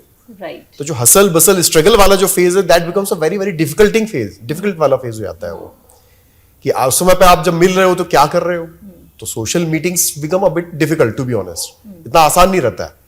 तो पहले जब आप मिल रहे होते हो तो बात कुछ और चल रही होती है, अब जो मिल रहे हो तो कुछ और बात चल रही होती है। अच्छा अभी क्या चल रहा है, it becomes very difficult to explain. But again ना, यहाँ पर जाके मुझे वो मूवी का उनका डायलॉग बड़ा याद आता है, कि जो उसमें था ना कि 3 इडियट्स का, कि शर्मा जी क्या सोचेंगे उससे क्या फर्क पड़ता है, राइट। तो वहां पर बैठ के जो मेरे घर वाले थे वो क्या सोच रहे हैं, दैट काउंट्स। एंड सबसे इंपॉर्टेंटली कि मैं क्या फील कर रहा हूं, am I doing something meaningful in my life. अभी बैठ के वो सेटिस्फेक्शन फुल है कि I am creating something, I am solving good problems. और अगर आप बैठ के छोटे छोटे प्रॉब्लम सॉल्व करते जाते हो ना, तो बैठ के बड़ा प्रॉब्लम सॉल्व हो जाता है। टू जस्ट सम अप, मुझे ये लग रहा है कि जैसे जो आपने 3 इडियट्स वाला कॉन्सेप्ट बोला कि शर्मा जी क्या सोचेंगे, जो बहुत सारा यूथ शायद इससे बहुत ज़्यादा प्रेशराइज हो जाता है कि क्या कह रहे हैं लोग, और ऑफ कोर्स पेरेंट्स ही इतना प्रेशर बना देते हैं, शर्मा जी तो बाद में आ रहे हैं, बट देन पेरेंट्स को वो बिलीफ नहीं आता है, because you were like strong enough कि आप उतना सब करके आए हो कि आपके ऊपर बिलीफ ना करने का किसी को एक मौका नहीं मिल रहा होगा।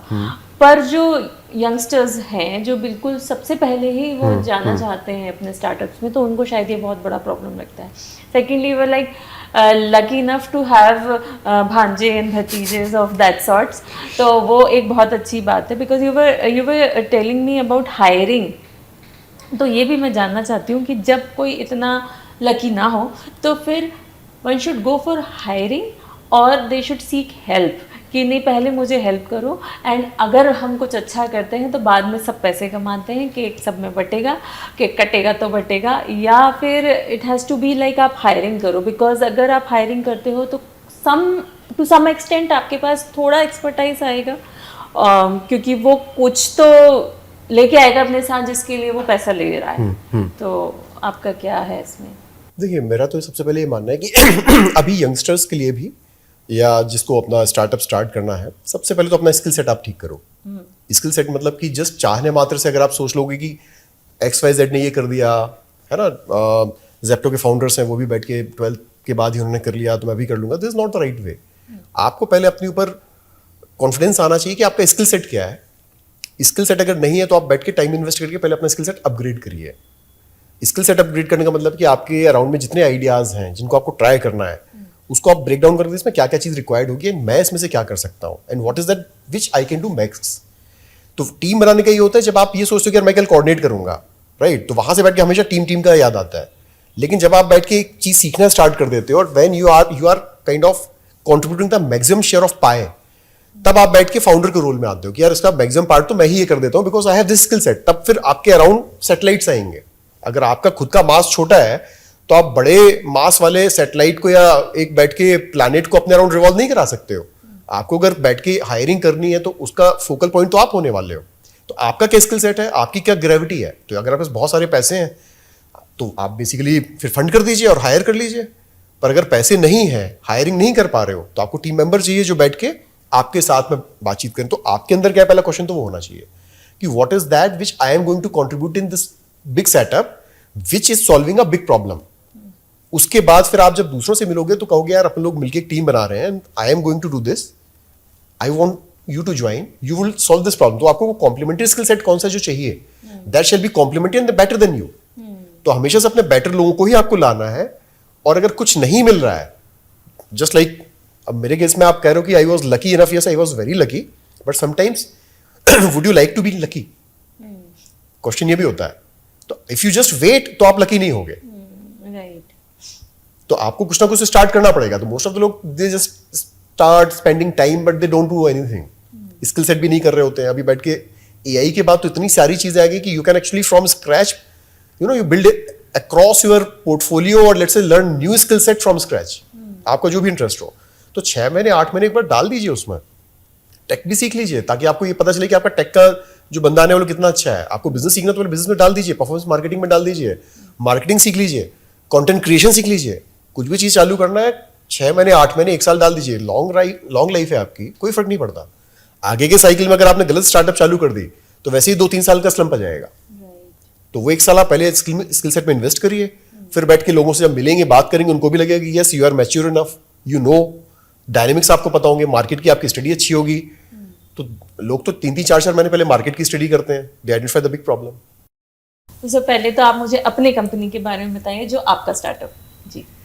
तो मेरा स्टार्टअप है टेकएक्सआर इनोवेशंस प्राइवेट लिमिटेड, एक कंपनी है जो स्टार्टअप रजिस्टर्ड है and we have 2 patent in this company. इस कंपनी का मेन मोटो है डेमोक्रेटाइज करना टेक्नोलॉजी को AR VR के through. So that's how I founded this startup. सबसे बड़ा प्रॉब्लम मुझे समझ में आया, AR and VR they are amazing technology in terms of कि आपको लाइफ साइज विजुअलाइजेशन करा देते हैं।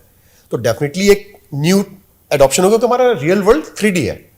तो लेकिन अगर हमारा रियल वर्ल्ड 3D है लेकिन आप देखते छोटे मोबाइल की स्क्रीन पे हो, सो आई थॉट ऑफ कि इस चीज को हम डेमोक्रेटाइज कैसे कर सकते हैं। फॉर एग्जांपल जैसे गूगल कार्डबोर्ड है, तो वो मोबाइल पे आपको VR का बड़ा अच्छा एक्सपीरियंस देता है, but there is nothing you can interact with the virtual reality space. तो वहां से आई डेवलप वन डिवाइस जो आपको वर्चुअल रियलिटी स्पेस में अगर हार्ट रखा है तो हार्ट को पिक करके उसको डायसेक्ट करने के लिए हेल्प करेगी even on smartphone in life size. So I called it sense XR 3D mouse. उसी को हमने डिपार्टमेंट ऑफ टेलीकम्युनिकेशन में प्रेजेंट किया था and we want top 12 award there and also team YourStory में वहां पर हमको टॉप टेक 30 का अवार्ड मिला हुआ है। And next year best consumer device का उसको अवार्ड मिला हुआ है हमको इंडियन मोबाइल कांग्रेस में।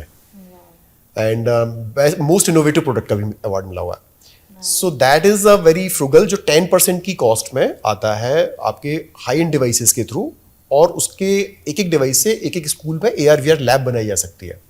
So the device is being used to create augmented virtuality lab in schools जहां बैठ के साइंस, टेक्नोलॉजी, मैथमेटिक्स के टफ टॉपिक्स को आप विजुलाइज कर लेते हैं even on smartphone using a cardboard, Google cardboard with my device, and even directly using my device just you scan with the camera and you can visualise 3D model जो बड़े होंगे छोटे होंगे उसके अक्रॉस सारा चीज। तो दैट वॉज द थिंग जो हमने पहले साल किया। And to create that ecosystem we also trained AR and VR developers ताकि इस डिवाइस का यूज भी करें और लोग कंटेंट भी बनाएं ताकि पूरा एक इकोसिस्टम डेवलप हो। और ये चीज एक कॉस्ट बैरियर जो ट्रेनिंग का था 1.5-2 लाख के उसमें कोर्स होते थे, तो we reduce the price to 5%, कि हमारे कोर्स का प्राइस 5% था जिसमें बैठ के जो कोर्सेज थे वो बैठ के 5% या अप टू मतलब टोटल 5% जो कोर्सेज की कॉस्ट थी वो हमने 5% रिड्यूस कर दी। एंड 2500 डेवलपर्स को हमने उस समय पर ट्रेन किया विद IIT रुड़की के साथ कोलैबोरेट करके, and I was instructor over there. तो पहले साल ये हमने किया, बट अगेन वी रियलाइज कि इसका एडॉप्शन लेवल स्टिल स्लो है क्योंकि अवेयरनेस बहुत कम है अभी। So we had to solve some bigger problem. पहले हम और ऐसे बड़े प्रॉब्लम को लेके आए जहां मास स्केल पहले अवेयर हो रहा हो कि this technology is solving this problem. और वहां से लेके हमको समझ में आया कि अभी सबसे बड़ी प्रॉब्लम जो हम आइडेंटिफाई कर पाए थे वो देवस्थलों में दर्शन की प्रॉब्लम थी, कि जहां बैठ के अगर आप एक मैथमेटिकल नंबर में आपको देता हूं 72,000 अगर आपके सेकंड्स होते हैं 20 घंटे में, जितने समय के लिए गर्भगृह खुला रहता है मोस्ट ऑफ द टाइम 4 घंटे आप आराम करने देंगे अपने भगवान को, अगर कहीं फुटफॉल 72,000 से ज्यादा हो गया तो एवरेज दर्शन टाइम 1 सेकंड से कम हो गया। अब वहां लॉ एंड ऑर्डर को मेंटेन करने के लिए एडमिनिस्ट्रेशन के साथ कोई चारा ही नहीं है कि क्यू मैनेजमेंट ऐसा होगा कि आपको केवल 1 सेकंड में दर्शन करके निकल जाने हैं। अच्छा, और आपके आराध्य से जब आपका साक्षात्कार होता है, जैसे ही आप देखते हो, आप ऐसे औ में जाते हो, आप एकदम भूल जाते हो कि क्या है, क्या मांगे। अब वो अपने पूरे परिवार के साथ आ रहा है, कुछ किसी के साथ कुछ समस्याएं हैं, कोई किसी को धन्यवाद देने जा रहा है भगवान को, कुछ मांगने के लिए आ रहा है, और पहुंच के वो एकदम विस्मृत हो गया कि मैं कहां पहुंच गया, दर्शन हो गए, तो बिलीव ही नहीं कर पा रहे कि मेरे दर्शन हो गए। और तब तक वो आंख खुली, देखा बाहर आ गए। अब बैठ के जो ये क्षणिक दर्शन था, इस प्रॉब्लम को सॉल्व करने के लिए हमने कहा कि क्या वीआर का यूज करके हम ये सॉल्यूशन बना सकते हैं। और भगवान के आशीर्वाद से we created our first experience centre in Ujjain, जहां श्री महाकाल की भस्म आरती का 10 मिनट का अनुभव हमने तैयार किया, जिसमें जल कहां से लाया जाता है, उनका अभिषेक कैसे किया जाता है, कौन से मंत्र बोले जाते हैं, अंधेरे में गर्भगृह कैसे दिखाई देता है, भगवान का श्रृंगार कैसे होता है, भस्म कैसे अर्पित की जाती है, और ये पूरी नरेशन के साथ में, और सारी चीजों को जब दिखाया और जब भक्तों को वहां दिखाया और उनका जो फीडबैक आया, फिर हमको समझ में आया कि यही वो चीज है जो मैं आपसे बता रहा था कि रिपीट एंड रेफरल, कि वहां पर लोगों ने, फिर जो भी आदमी जा रहा था वो जरूर कहता कि दर्शन के बाद आप ये वीआर के दर्शन जरूर करिएगा। इसके बाद फिर हमने काशी विश्वनाथ मंदिर के साथ कोलैबोरेट किया, माँ वैष्णो देवी श्राइन बोर्ड के साथ कोलैबोरेट किया, अभी अयोध्या डेवलपमेंट ट्रस्ट शिरडी, यहाँ माँ करोड़ी टेम्पल नागपुर, इस्कॉन दिल्ली, ऐसे करते करते 12 टेम्पल में अभी हमने ये एक्सपीरियंस सेंटर्स एस्टैब्लिश किए हैं। इनको हम दुर्लभ दर्शन के नाम से बोलते हैं, दुर्लभ दर्शन केंद्र के नाम से ये जाने जाते हैं। तो ये टेकएक्सआर इनोवेशन के अंदर ही एक सेटअप है दुर्लभ दर्शन, जो कि आप कह सकते हो कि ब्रांड है। तो एक एजुकेशन का तो 2 साल पहले था, लेकिन पिछले 2 साल से हम ये काम कर रहे हैं और अभी तक 10 लाख से ज्यादा श्रद्धालुओं को हम अपने इन सेंटर में एक्सपीरियंस करवा चुके हैं, जिसमें जैसे काशी विश्वनाथ है, वहां भगवान की 5 आरतियों के दर्शन कराते हैं। Wow, so nice, so nice. So this has been rated number 1 or 2 across all the places on TripAdvisor. And अभी रिसेंटली हमारे पास ये काफ़ी रिक्वेस्ट आ रही थी कि एक्सपीरियंस हम घर कैसे लेके जाएं। तो कुछ जहाँ जहाँ की परमिशन थी वो सारे कंटेंट को हमने मोबाइल एप्लीकेशन पे डाला, एंड अगेन जो गूगल कार्डबोर्ड जैसी एक डिवाइस आती है, इसमें आप मोबाइल फोन फिट करके और घर पे भी वीआर में दर्शन कर सकते हैं। तो एक एप्लीकेशन हमने बनाई है दुर्लभ दर्शन के नाम से, तो उस पर बैठ के रोज के श्रृंगार दर्शन भी आप वीआर में कर सकते हैं, 13 से ज्यादा टेम्पल्स के मंत्रों के साथ। 40 से ज्यादा तीर्थ स्थलों के हमने दर्शन डाले हैं, अयोध्या, रामलला दर्शन, 4 धाम यात्रा, जगन्नाथ जी की यात्रा, ज्योतिर्लिंग, शक्तिपीठ।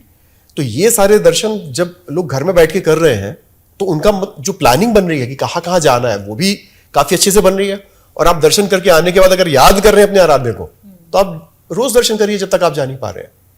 This is like so beautiful. और जैसे जैसे आप उसको डिस्क्राइब कर रहे हैं ना, तो मेरे अंदर इतने सारे मल्टीपल इमोशंस आ रहे हैं, ऑफ हैप्पीनेस और सैडनेस और ग्रीफ, और मतलब कितनी सारी चीज़ें। मुझे लग रहा है कि काफ़ी सारे लोग ऐसे होते होंगे जो नहीं देख करके भी, मतलब लाइफ में उन्होंने देखा ही नहीं है, पर उनकी हमेशा से मंशा रह गई है और वो अधूरी रह गई। या कोई बेड रिडन है और उनको अपने पेरेंट्स को चाहिए कि भाई हमारे जो बेड रिडन पेरेंट्स हैं वो देख पाएं, दर्शन कर पाएं, या कई लोगों की आखिरी इच्छाएं रहती हैं। सो दिस इज लाइक, मतलब you are catering to so many things. तो हमने हॉस्पिटल में ये किया हुआ है, कुछ हॉस्पिटल में निःशुल्क सुविधाएं देते हैं, तो वहाँ के जो पेशेंट्स उनको जाके हम दिखाते हैं।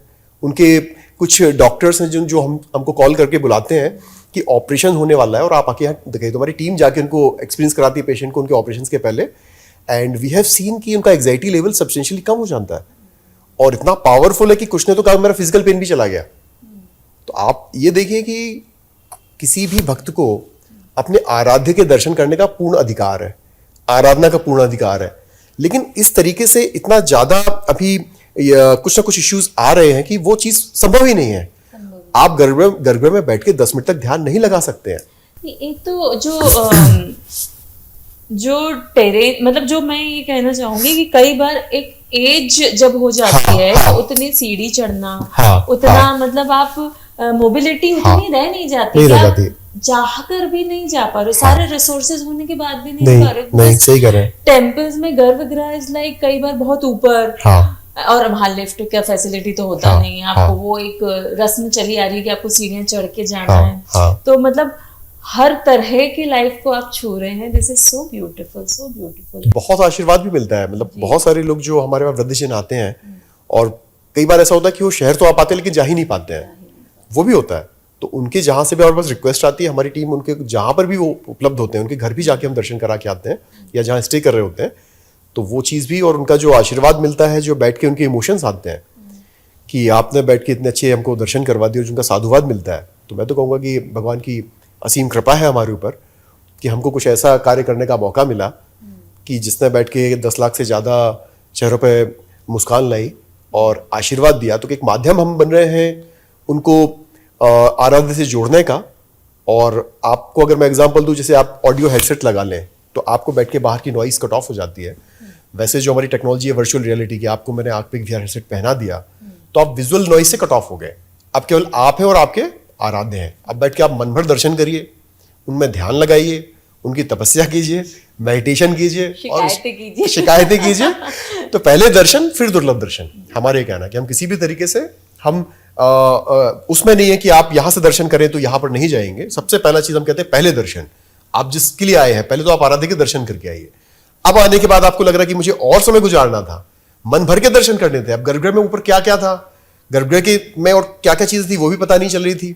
अच्छा, आरती होनी थी, मंगला आरती हो तो सुबह 3 बजे, मेरी ट्रेन तो अभी 6 बजे की है, कैसे करूं मैं। अच्छा, सप्तऋषि आरती भी यहाँ पर होती है। अच्छा, मैं वैष्णो देवी आया था, मुझे ऊपर जाना था भैरवनाथ जी के टेम्पल में, वहां नहीं जा पाया। अच्छा, यहाँ चरण पादुका टेम्पल भी है। तो आप एक बार 10 मिनट बस निकाल लीजिए, दुर्लभ दर्शन केंद्र में आ जाइए और वहां उस जगह पे जहां जहां आपको जाना चाहिए तो आप चले जाइए एक बार देख के। और नहीं जा पा रहे हैं तो कम से कम कुछ यहाँ की याददाश्त लेके जाइए, यादगार लेके जाइए। सो फॉर दिस आप टेम्पल की विसिनिटी में ही ऑर्गेनाइज करते हैं कि उसके कैंपस में, how it is, what are the centres, like centres क्या है और दूसरा में वो ऐप के बारे में, एप्लीकेशन क्या है। हमारे दुर्लभ दर्शन केंद्र जो है ये टेम्पल ट्रस्ट के साथ ही हम कोलैबोरेट करते हैं और उनके माध्यम से ही वो हमको जगह प्रदान करते हैं। टेम्पल के अगर कोई कॉरिडोर है तो कॉरिडोर में हमको जगह दी जाती है, या फिर कॉरिडोर के इमीडिएटली विसिनिटी में। तो जो टेम्पल ट्रस्ट के अधिकार क्षेत्र की जो जगह है वो हमको टेम्पल के एग्जिट पे मोस्टली दी जाती है, ताकि जब भक्त दर्शन करके निकल रहे हो तो निकलते हुए फिर वो हमारे दर्शन में भी, हमारे केंद्र में भी आके 10 मिनट अपना देके जाए। तो ये एग्जिट पे ही है और मंदिर सारे मंदिर के परिसर से समीप में अंदर ही आता है, आप ये मान के चलिए। और जो हमारी एप्लीकेशन है, उस एप्लीकेशन में जो दर्शन हमारे केंद्र में उपलब्ध हैं, जहां जहां पर हमें परमिशन मिली हुई है वो सारे दर्शन हमने अपनी एप्लीकेशन में भी डाला है। और साथ ही साथ जहां केंद्र नहीं भी हैं, हम साल भर सारे देवस्थलों में जाके शूटिंग परमिशन ले लेके शूट करते रहते हैं और वो सारे के सारे दर्शन अपनी एप्लीकेशन में डालते रहते हैं। फॉर एग्जाम्पल, जैसे हमारा अभी जगन्नाथ रथ यात्रा, अब वो पूरी रथ यात्रा 15 दिन की होती है और वो इतनी भीड़ रहती है, पर हमारी टीम ने पूरा वहां जाके इतना अच्छा उसमें बैठ के दृश्य तैयार किया है, पूरी कहानी तैयार करी कि कैसे गुंडीचा माँ के पास जाते हैं, कैसे माँ लक्ष्मी रूठ जाती हैं, कैसे उनका रथ तोड़ देती हैं, फिर जगन्नाथ जी और उनके साथ में सुभद्रा कैसे दिखाई देती हैं। और ये पूरी की पूरी रथ यात्रा ऐसा लगता है कि आप खुद उसका पार्ट बन गए। तो कंटेंट में जगन्नाथ रथ यात्रा, राम वनगमन पथ, अयोध्या दर्शन, तो ये कंटेंट लाइब्रेरी हम एनरिच करके एप्लीकेशन में डालते जा रहे हैं। साथ ही साथ डेली आप जैसे अब देखेंगे कि अभी रुद्राभिषेक करना है, आपकी महाशिवरात्रि आने वाली है, तो रुद्राभिषेक कैसे करें। तो आप दुर्लभ दर्शन एप्लीकेशन पे अगर हमारे सेक्शन पे जाएंगे, VR वाले सेक्शन में, वहां बैठ के आप सोमनाथ जी के गर्भगृह से अभिषेक सीख पाएंगे। उन्हीं का ऐसा लगेगा अभिषेक कर रहे हैं। श्री काशी विश्वनाथ जी का अभिषेक, उसमें जितने हमारे ज्योतिर्लिंग हैं, भीमा शंकर जी, उन सबके अभिषेक आप मंत्रों के साथ सीख पाते हैं। और साथ ही साथ एक सेक्शन हमने डाला है डेली दर्शन का, जो नॉन VR सेक्शन भी उसका बड़ा पावरफुल है। तो एक तो भक्ति रील सेक्शन डाला है, और या यंगस्टर्स भी हैं, आप ही हो गए, आपका मन समय स्पिरिचुअल है कि मुझे आज बैठ के कुछ देख रहा हूँ, भगवान की चीज़ें। अब यूट्यूब का और इंस्टा का एल्गोरिथम ऐसा रहता है कि बैठ के आपको रेंडमली ऐसे टॉपिक दिखा देता है टेस्ट करने के लिए आपके क्या क्या इंटरेस्ट एरियाज है।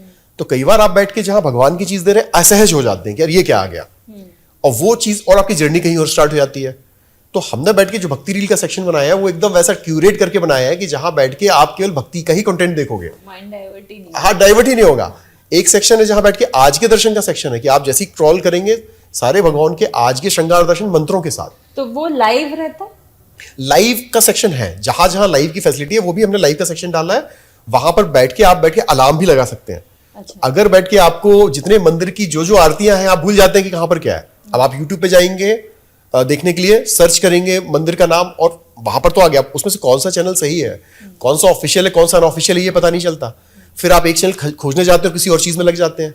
तो कितने मंदिरों की कितनी आरतियां आप कब कब सर्च करके लगाएंगे। तो हमने वो प्रॉब्लम भी सॉल्व कर दिया है कि हमारे एप्लीकेशन पे आप सारे मंदिर की जहां जहां पे लाइव दर्शन है, उनकी जो जो आरतियां होती हैं, वो आप उसका अलार्म सेट कर लीजिए, वो आपके मोबाइल पे उतने बजे बता देंगे कि भाई यहाँ इतने मंदिर की आरती चालू होने वाली, आप देख लीजिए अभी। वाओ, मतलब ऐसा लग रहा है, इतनी खुशी हो रही है सुन के, क्योंकि बहुत सारे लोग रोज ऐसे जगह जाना चाहते हैं। मतलब कि मैं अगर एमपी में हूँ, मैं यूपी में रोज दर्शन करके आ रही हूँ। इट इज लाइक दैट, है ना? Very very beautiful.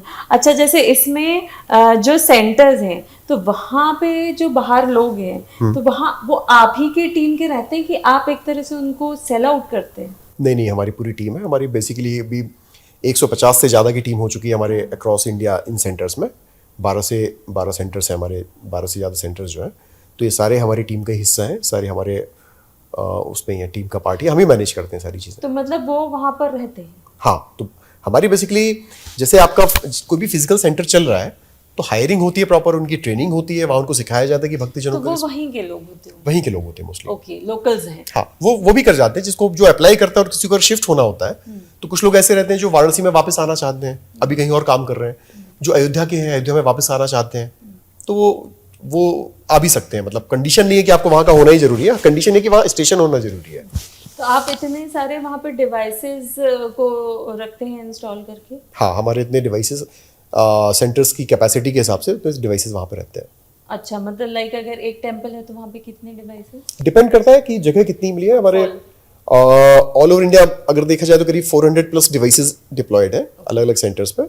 और फॉर एग्जांपल अगर कहीं पर 30 की सीटिंग अगर अरेंजमेंट है तो वहाँ 30 to 40 डिवाइसेस रहते हैं, एज अ बैकअप भी रखना पड़ता है। अगर कहीं पर बैठ के 15 की सीटिंग कैपेसिटी है तो वहाँ 20 के आसपास डिवाइसेस रहते हैं। ऐसे करते करते तो डिपेंड्स अपॉन कि हमारी लोकेशन क्या है। कई बार एक जगह पर मल्टीपल लोकेशंस पर हमको जगह मिलती है, एक सिंगल जगह बड़ी जगह नहीं मिलती। जैसे माँ वैष्णो देवी में हमें भवन पे हमारा 20 सीटर के आसपास एक मेन स्पेस है जहाँ हमारे 20-30 डिवाइसेस डिप्लॉयड है। फिर आप नीचे आएंगे अर्धकुआरी पे, उसके और नीचे जाएंगे तो छोटे छोटे सेंटर्स हमारे वहाँ पर भी हैं। तो ये छोटे छोटे सेंटर्स करीब 8 to 10 सीटर होते हैं। तो करीब we start our operations right from 150 square feet space also. अच्छा। तो जितना बड़ा आपका ये रूम है, इसके 1/3 या 1/4 स्पेस पे भी we can start one centre. अच्छा, इट्स वेरी मॉड्यूलर। तो ऐसा आपको कभी ऐसा कोई मिला जिसने कहा हो कि टेक्नोलॉजी का स्पिरिचुअलिज्म में या स्पिरिचुअलिटी में कोई रोल नहीं होना चाहिए? ये प्री कंसीव नोशन तो कुछ तो रहता है कि बैठ के जब तक आदमी एक्सपीरियंस नहीं करता है तब तक वो ये कहते हैं। तो मेरा उनसे यही क्वेश्चन रहता है कि आप क्या यूट्यूब पे लाइव नहीं देखते हैं भगवान को, या टीवी पे आप नहीं देखते हैं क्या? टीवी भी टेक्नोलॉजी है।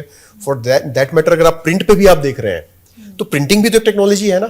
जो आपने प्रिंट निकाला, पहले डिजिटल फोटो होगी है, तो डिजिटल फोटो पे आपने प्रिंट निकाला, वो भी टेक्नोलॉजी है। फिर आपका यूट्यूब भी लाइव है, और जो हम लोग जो दर्शन करा रहे हैं वो रियल लाइफ फॉर्म का दर्शन है। That is also one of the interface. उसका भी डिस्प्ले सिस्टम होता है, बट वो डिस्प्ले सिस्टम इतना एडवांस होता है कि उसमें आपको 3D में दिखाई देता है। तो जो लोग एक्सपीरियंस कर चुके हैं उसमें से 0%, 0%, मतलब हमने तो ये भी कह दिया कि अगर आपको एक्सपीरियंस, अगर ये आपका बेस्ट एक्सपीरियंस नहीं है तो we will not charge you anything. ये हमारी कंपनी की पॉलिसी है। अगर आपकी जर्नी का वो बेस्ट एक्सपीरियंस नहीं है अपने आराध्य के दर्शन के बाद, पूरे सिटी का, आपकी पूरी स्पिरिचुअल जर्नी का अगर वो बेस्ट एक्सपीरियंस नहीं है तो we will not charge anything. और अगर आपने कुछ कंप्लेंट कर दी तो हमसे आप डबल रिफंड लेके चले आइए। अच्छा। हाँ, और 0% हमारे पास में कंप्लेंट आती है, और जो भी आती है हम सहर्ष उसको स्वीकार करके इंप्रूव करने के लिए रेडी हैं। नहीं, ये इस बात के लिए तो आई सेकंड ऑन दिस, बिकॉज मैंने खुद एक्सपीरियंस किया है, तो it was really really really amazing. और मुझे लगता है कि जो नहीं जा सकते या जाना चाहते हैं but due to any reason, या फिर डेली जस्ट आप रोज़ भक्ति करो, और आजकल तो जो बच्चे हैं, यंगस्टर्स, वो they like so incline to spiritualism, तो मुझे लगता है this is the best app for them. Yes. And ये जो स्पिरिचुअल लोनलीनेस जो एक concept lately I have studied about, तो इससे ये भी बहुत कम होता है क्या?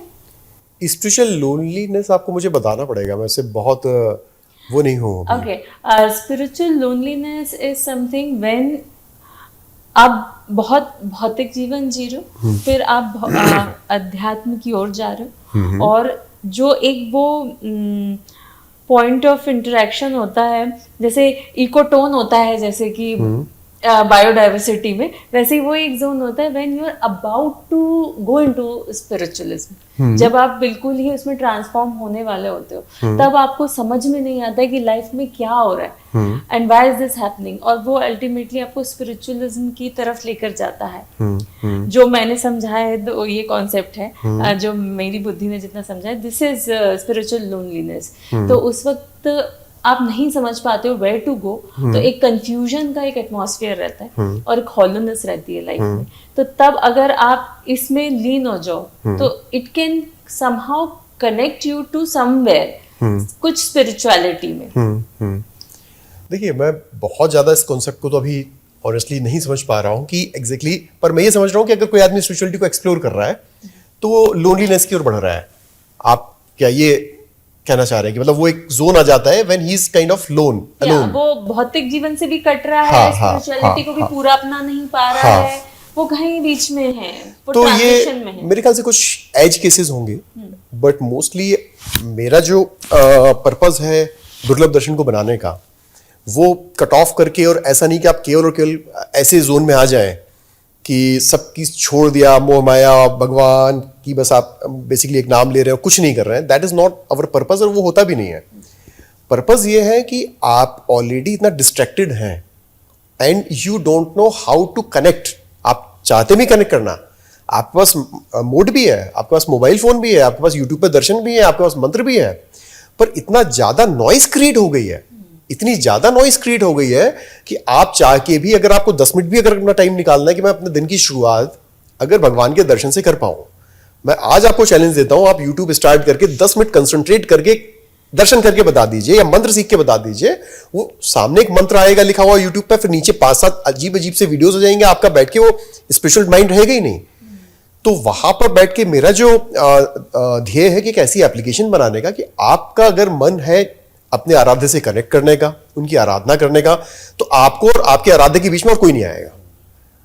आप मंत्र सीखिए, आप अभिषेक सीखिए, अपने दिन की शुरुआत आप भगवान के दर्शन के साथ करिए। गर्भगृह दर्शन अगर आपको करने एकदम, तो वो आप बिना वीआर हेडसेट के भी कर सकते हैं।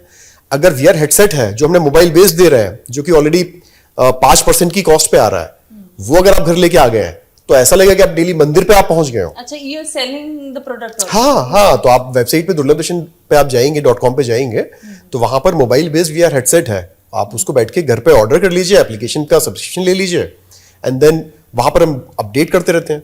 और अगर आपको ऐसा नहीं है कि आप सीरीज भी हैं, आपकी 2D एनिमेटेड सीरीज भी हैं, वो हमने 3D थिएटर भी लॉन्च किया हुआ है, तो वहां आप रामायण देख लीजिए, वहां बैठ के आप कृष्ण लीला देख लीजिए। तो it's just like a very very शुद्ध कंटेंट एंड एक शुद्ध एक प्लेटफॉर्म मिल रहा है जिसके थ्रू आप और अपने आराध्य हैं। अब आपकी स्पिरिचुअल जर्नी वहां से स्टार्ट हो रही है, अब आपके ऊपर है आप कितना उसको आगे लेके जाना चाहते हैं। तो मेरे जितने लोगों से इंटरेक्शन होता है, जितने लोगों से बात होती है, सब अपने फिजिकल लाइफ में अपना अच्छा काम करते हुए, and they are enjoying the content on the application. कि इसमें जब नोटिफिकेशन आते हैं कि यहाँ पर ये चीज चालू हो रही है, वो एप्लीकेशन ओपन कर लेते हैं, वो कंटेंट को एंजॉय कर लेते हैं, फिर अपने काम में लग जाते हैं। Time saver. हाँ, एक्चुअली ये पॉडकास्ट करने के मेरे 2 मोटिव्स थे।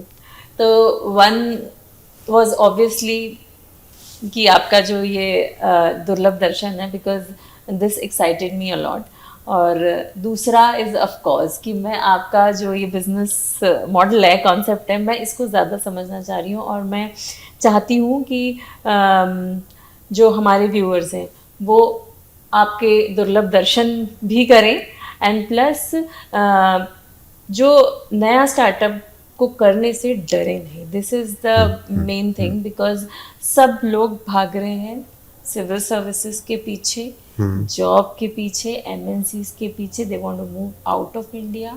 बट इंडिया में कितना स्कोप है, कितना स्कोप है, और सबसे ज़्यादा जो biggest asset I think is the population, number. तो आप कोई भी बिजनेस करोगे तो यहाँ पे जो नंबर्स का जो एक पावर है वो आपको किसी और कंट्री में नहीं मिलने वाला एकदम एक्सेप्ट सही है। चाइना पर सो ये बहुत बड़ा स्ट्रेंथ है इंडिया का। हाँ। और डाइवर्सिटी इतना है कि आपके पास हर तरह का स्कोप है। ऐसा नहीं है कि एक बिजनेस कॉन्सेप्ट आप लाए और उसको आप यूनिवर्सल कर दोगे। कहते हैं India is a land of opportunities. Yes, तो यहाँ पर बैठ के जो आपके प्रॉब्लम्स हैं सॉल्व करने के लिए वो बहुत है। तो आपका जो अप्रोच होना चाहिए वो प्रॉब्लम सॉल्विंग की ओर होना चाहिए, लुकिंग एट दी कि कौन सी प्रॉब्लम्स बड़ी हैं, big enough to solve. Problem तो बहुत छोटी छोटी, तो कई बार प्रॉब्लम ये होती है कि लोग फोमो के चलते हैं कि मेरे पीयर ग्रुप स्टार्टअप कर रहा है तो मैं भी स्टार्टअप कर लेता हूँ, और स्टार्टअप में क्या करना आसान है। आसान रहा, अब जब चुनोगे अगर आपके लिए आसान है तो आपके जैसे 1000 लोगों के लिए भी आसान है, तो फिर आप उसमें कुछ बहुत ज्यादा बड़ा बना नहीं पाओगे। तो आपको वो चीज चुननी चाहिए जो problem big enough to solve हो, और जहां पर आपको लगता है कि आप बाकी लोगों से अच्छे से सॉल्व कर पाओगे। Right, very true. और मैं ये जानना चाहती हूँ आपसे कि आपको आप what do you think about your decision now?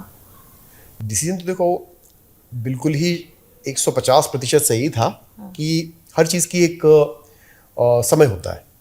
तो मेरा समय वहां पर संपूर्ण हो चुका था, जितना मैं 100% दे पा रहा था, और अवार्ड्स भी मुझे काफ़ी मिले, तो उस समय तक काफ़ी बहुत अच्छा किया। अभी बैठ के तो मतलब मेरे, आप ये समझिए कि कई बार रोंगटे खड़े हो जाते हैं जब भी मैं प्रोडक्ट बना रहा होता हूँ और सोच रहा रहता हूँ कि ये प्रोडक्ट हमको लॉन्च करना है, इनोवेशन। तो innovation is something which kind of keeps me excited. तो अभी भी एकदम कायम हूँ कि बड़ा एक्साइटिंग जर्नी चल रही है। अब बाकी लोगों के लिए हो सकता है सक्सेस की डेफिनेशन कुछ और हो, पर मेरे ख्याल से अगर मुझे हर रास्ते में हर चीज़ में मज़ा आ रहा है, अच्छा लग रहा है, और जो इम्पैक्ट मैं क्रिएट करना चाह रहा था वो मुझे दिख रहा है कि मेरे आंखों के सामने लोग मुझे एकदम आशीर्वाद देके जा रहे हैं, और बड़ी प्रॉब्लम मैं सॉल्व कर रहा हूँ कि, और ऐसा नहीं है कि ये कोई गिमिक है, ऐसा बिल्कुल नहीं गिमिक है कि जस्ट टेक्नोलॉजी है। 10 लाख लोग एक बहुत बड़ा नंबर होता है, और ट्रिप एडवाइजर जैसे प्लेटफॉर्म पे आपको अगर नंबर 2 नंबर 1 ऐसा, और अगर आपको मैं फीडबैक दिखाना चालू करूं कि they literally kind of crying, उनके जो इमोशंस हैं वो अपने आराध्य के दर्शन के बाद इतने बढ़िया होते, तो मुझे लगा इस टेक्नोलॉजी का जो मैं बेस्ट यूज केस कर सकता था अवेयरनेस जनरेट करने के लिए और प्रॉब्लम सॉल्व करने के लिए। अब जैसे जैसे हम आगे बढ़ेंगे, अभी मैंने ये रास्ता इख्तियार किया है, पहले इसको एक बार अच्छे से सॉल्व करेंगे, फिर और भी चीजें आएंगी। तो इनोवेशन हमारे चलते रहे। अभी हम बैठ के मैंने इसी टेक्नोलॉजी में पहले 6G का एक पेटेंट फाइल किया है। अच्छा। 6G का पेटेंट मतलब कि जब आप दर्शन के लिए जाते तो बड़ी डिमांड आ रही थी कि इसमें आप थोड़ा सा वैसा करवा दीजिए कि जब पुजारी जल छिड़क रहे हैं तो जल की ऐसी अनुभूति आ जाए। ठीक है, तो इतना रियलिस्टिक था, but they were missing some physical element. तो फिर बैठ के वी डिजाइन्ड अ सेटअप जो हमारे हर एक हेडसेट के साथ सिंक होता है, और स्पेशल मोमेंट्स पे जहां बैठ के झरना आ रहा हो या पानी छिड़क रहे हो या जब जल चढ़ा रहे हो, तो वो पानी उनके ऊपर रियल टाइम पे आता है। और गर्भगृह में जब जा रहे हो तो वो फ्लावर्स की स्मेल आती है। अगर वो बैठ के ड्रोन शॉट है ऐसे जा रहे हैं तो बैठ के हवा आती है। बस रियल एक्सपीरियंस उनका हो जाता है कि दे फॉरगेट कि this is, they are not there. तो it's all about experience actually.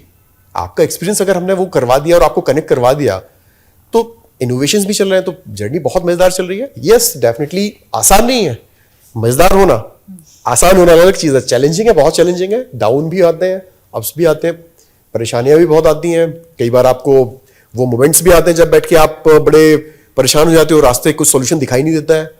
तो हसल वसल जो है स्टार्टअप की वो चलती रहती है, पर आपको सुबह से उठ के वापस से फिर टीम को मोटिवेट करना और चीज़ों को देखना और टर्न अराउंड करना, लोज एंड हाई, ये तो चलता रहता है।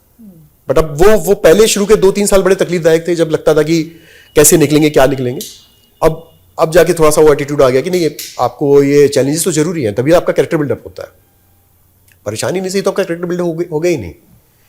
ये इतना पक्का है कि वहां पर रहते तो हो सकता है कंफर्ट जोन काफी अच्छा पहुंच जाता, बट लेकिन जो स्किल सेट मैंने अभी ऐड किए हैं पिछले 4 से 5 साल में, और जो कैरेक्टर बिल्डअप हो रहा है, will not say character in that sense social character, but एक अंदर से आपको समझ में आता है कि yes, you have added these much skill set and running the private organisation. अभी 200 की टीम मेरी हो गई है, उसके जो प्रोसेसेस बना रहे हैं, डेली हम कुछ सीख रहे हैं, पब्लिक के लिए कंज्यूमर प्रोडक्ट बना रहे हैं जो उनको पसंद आ रहा है।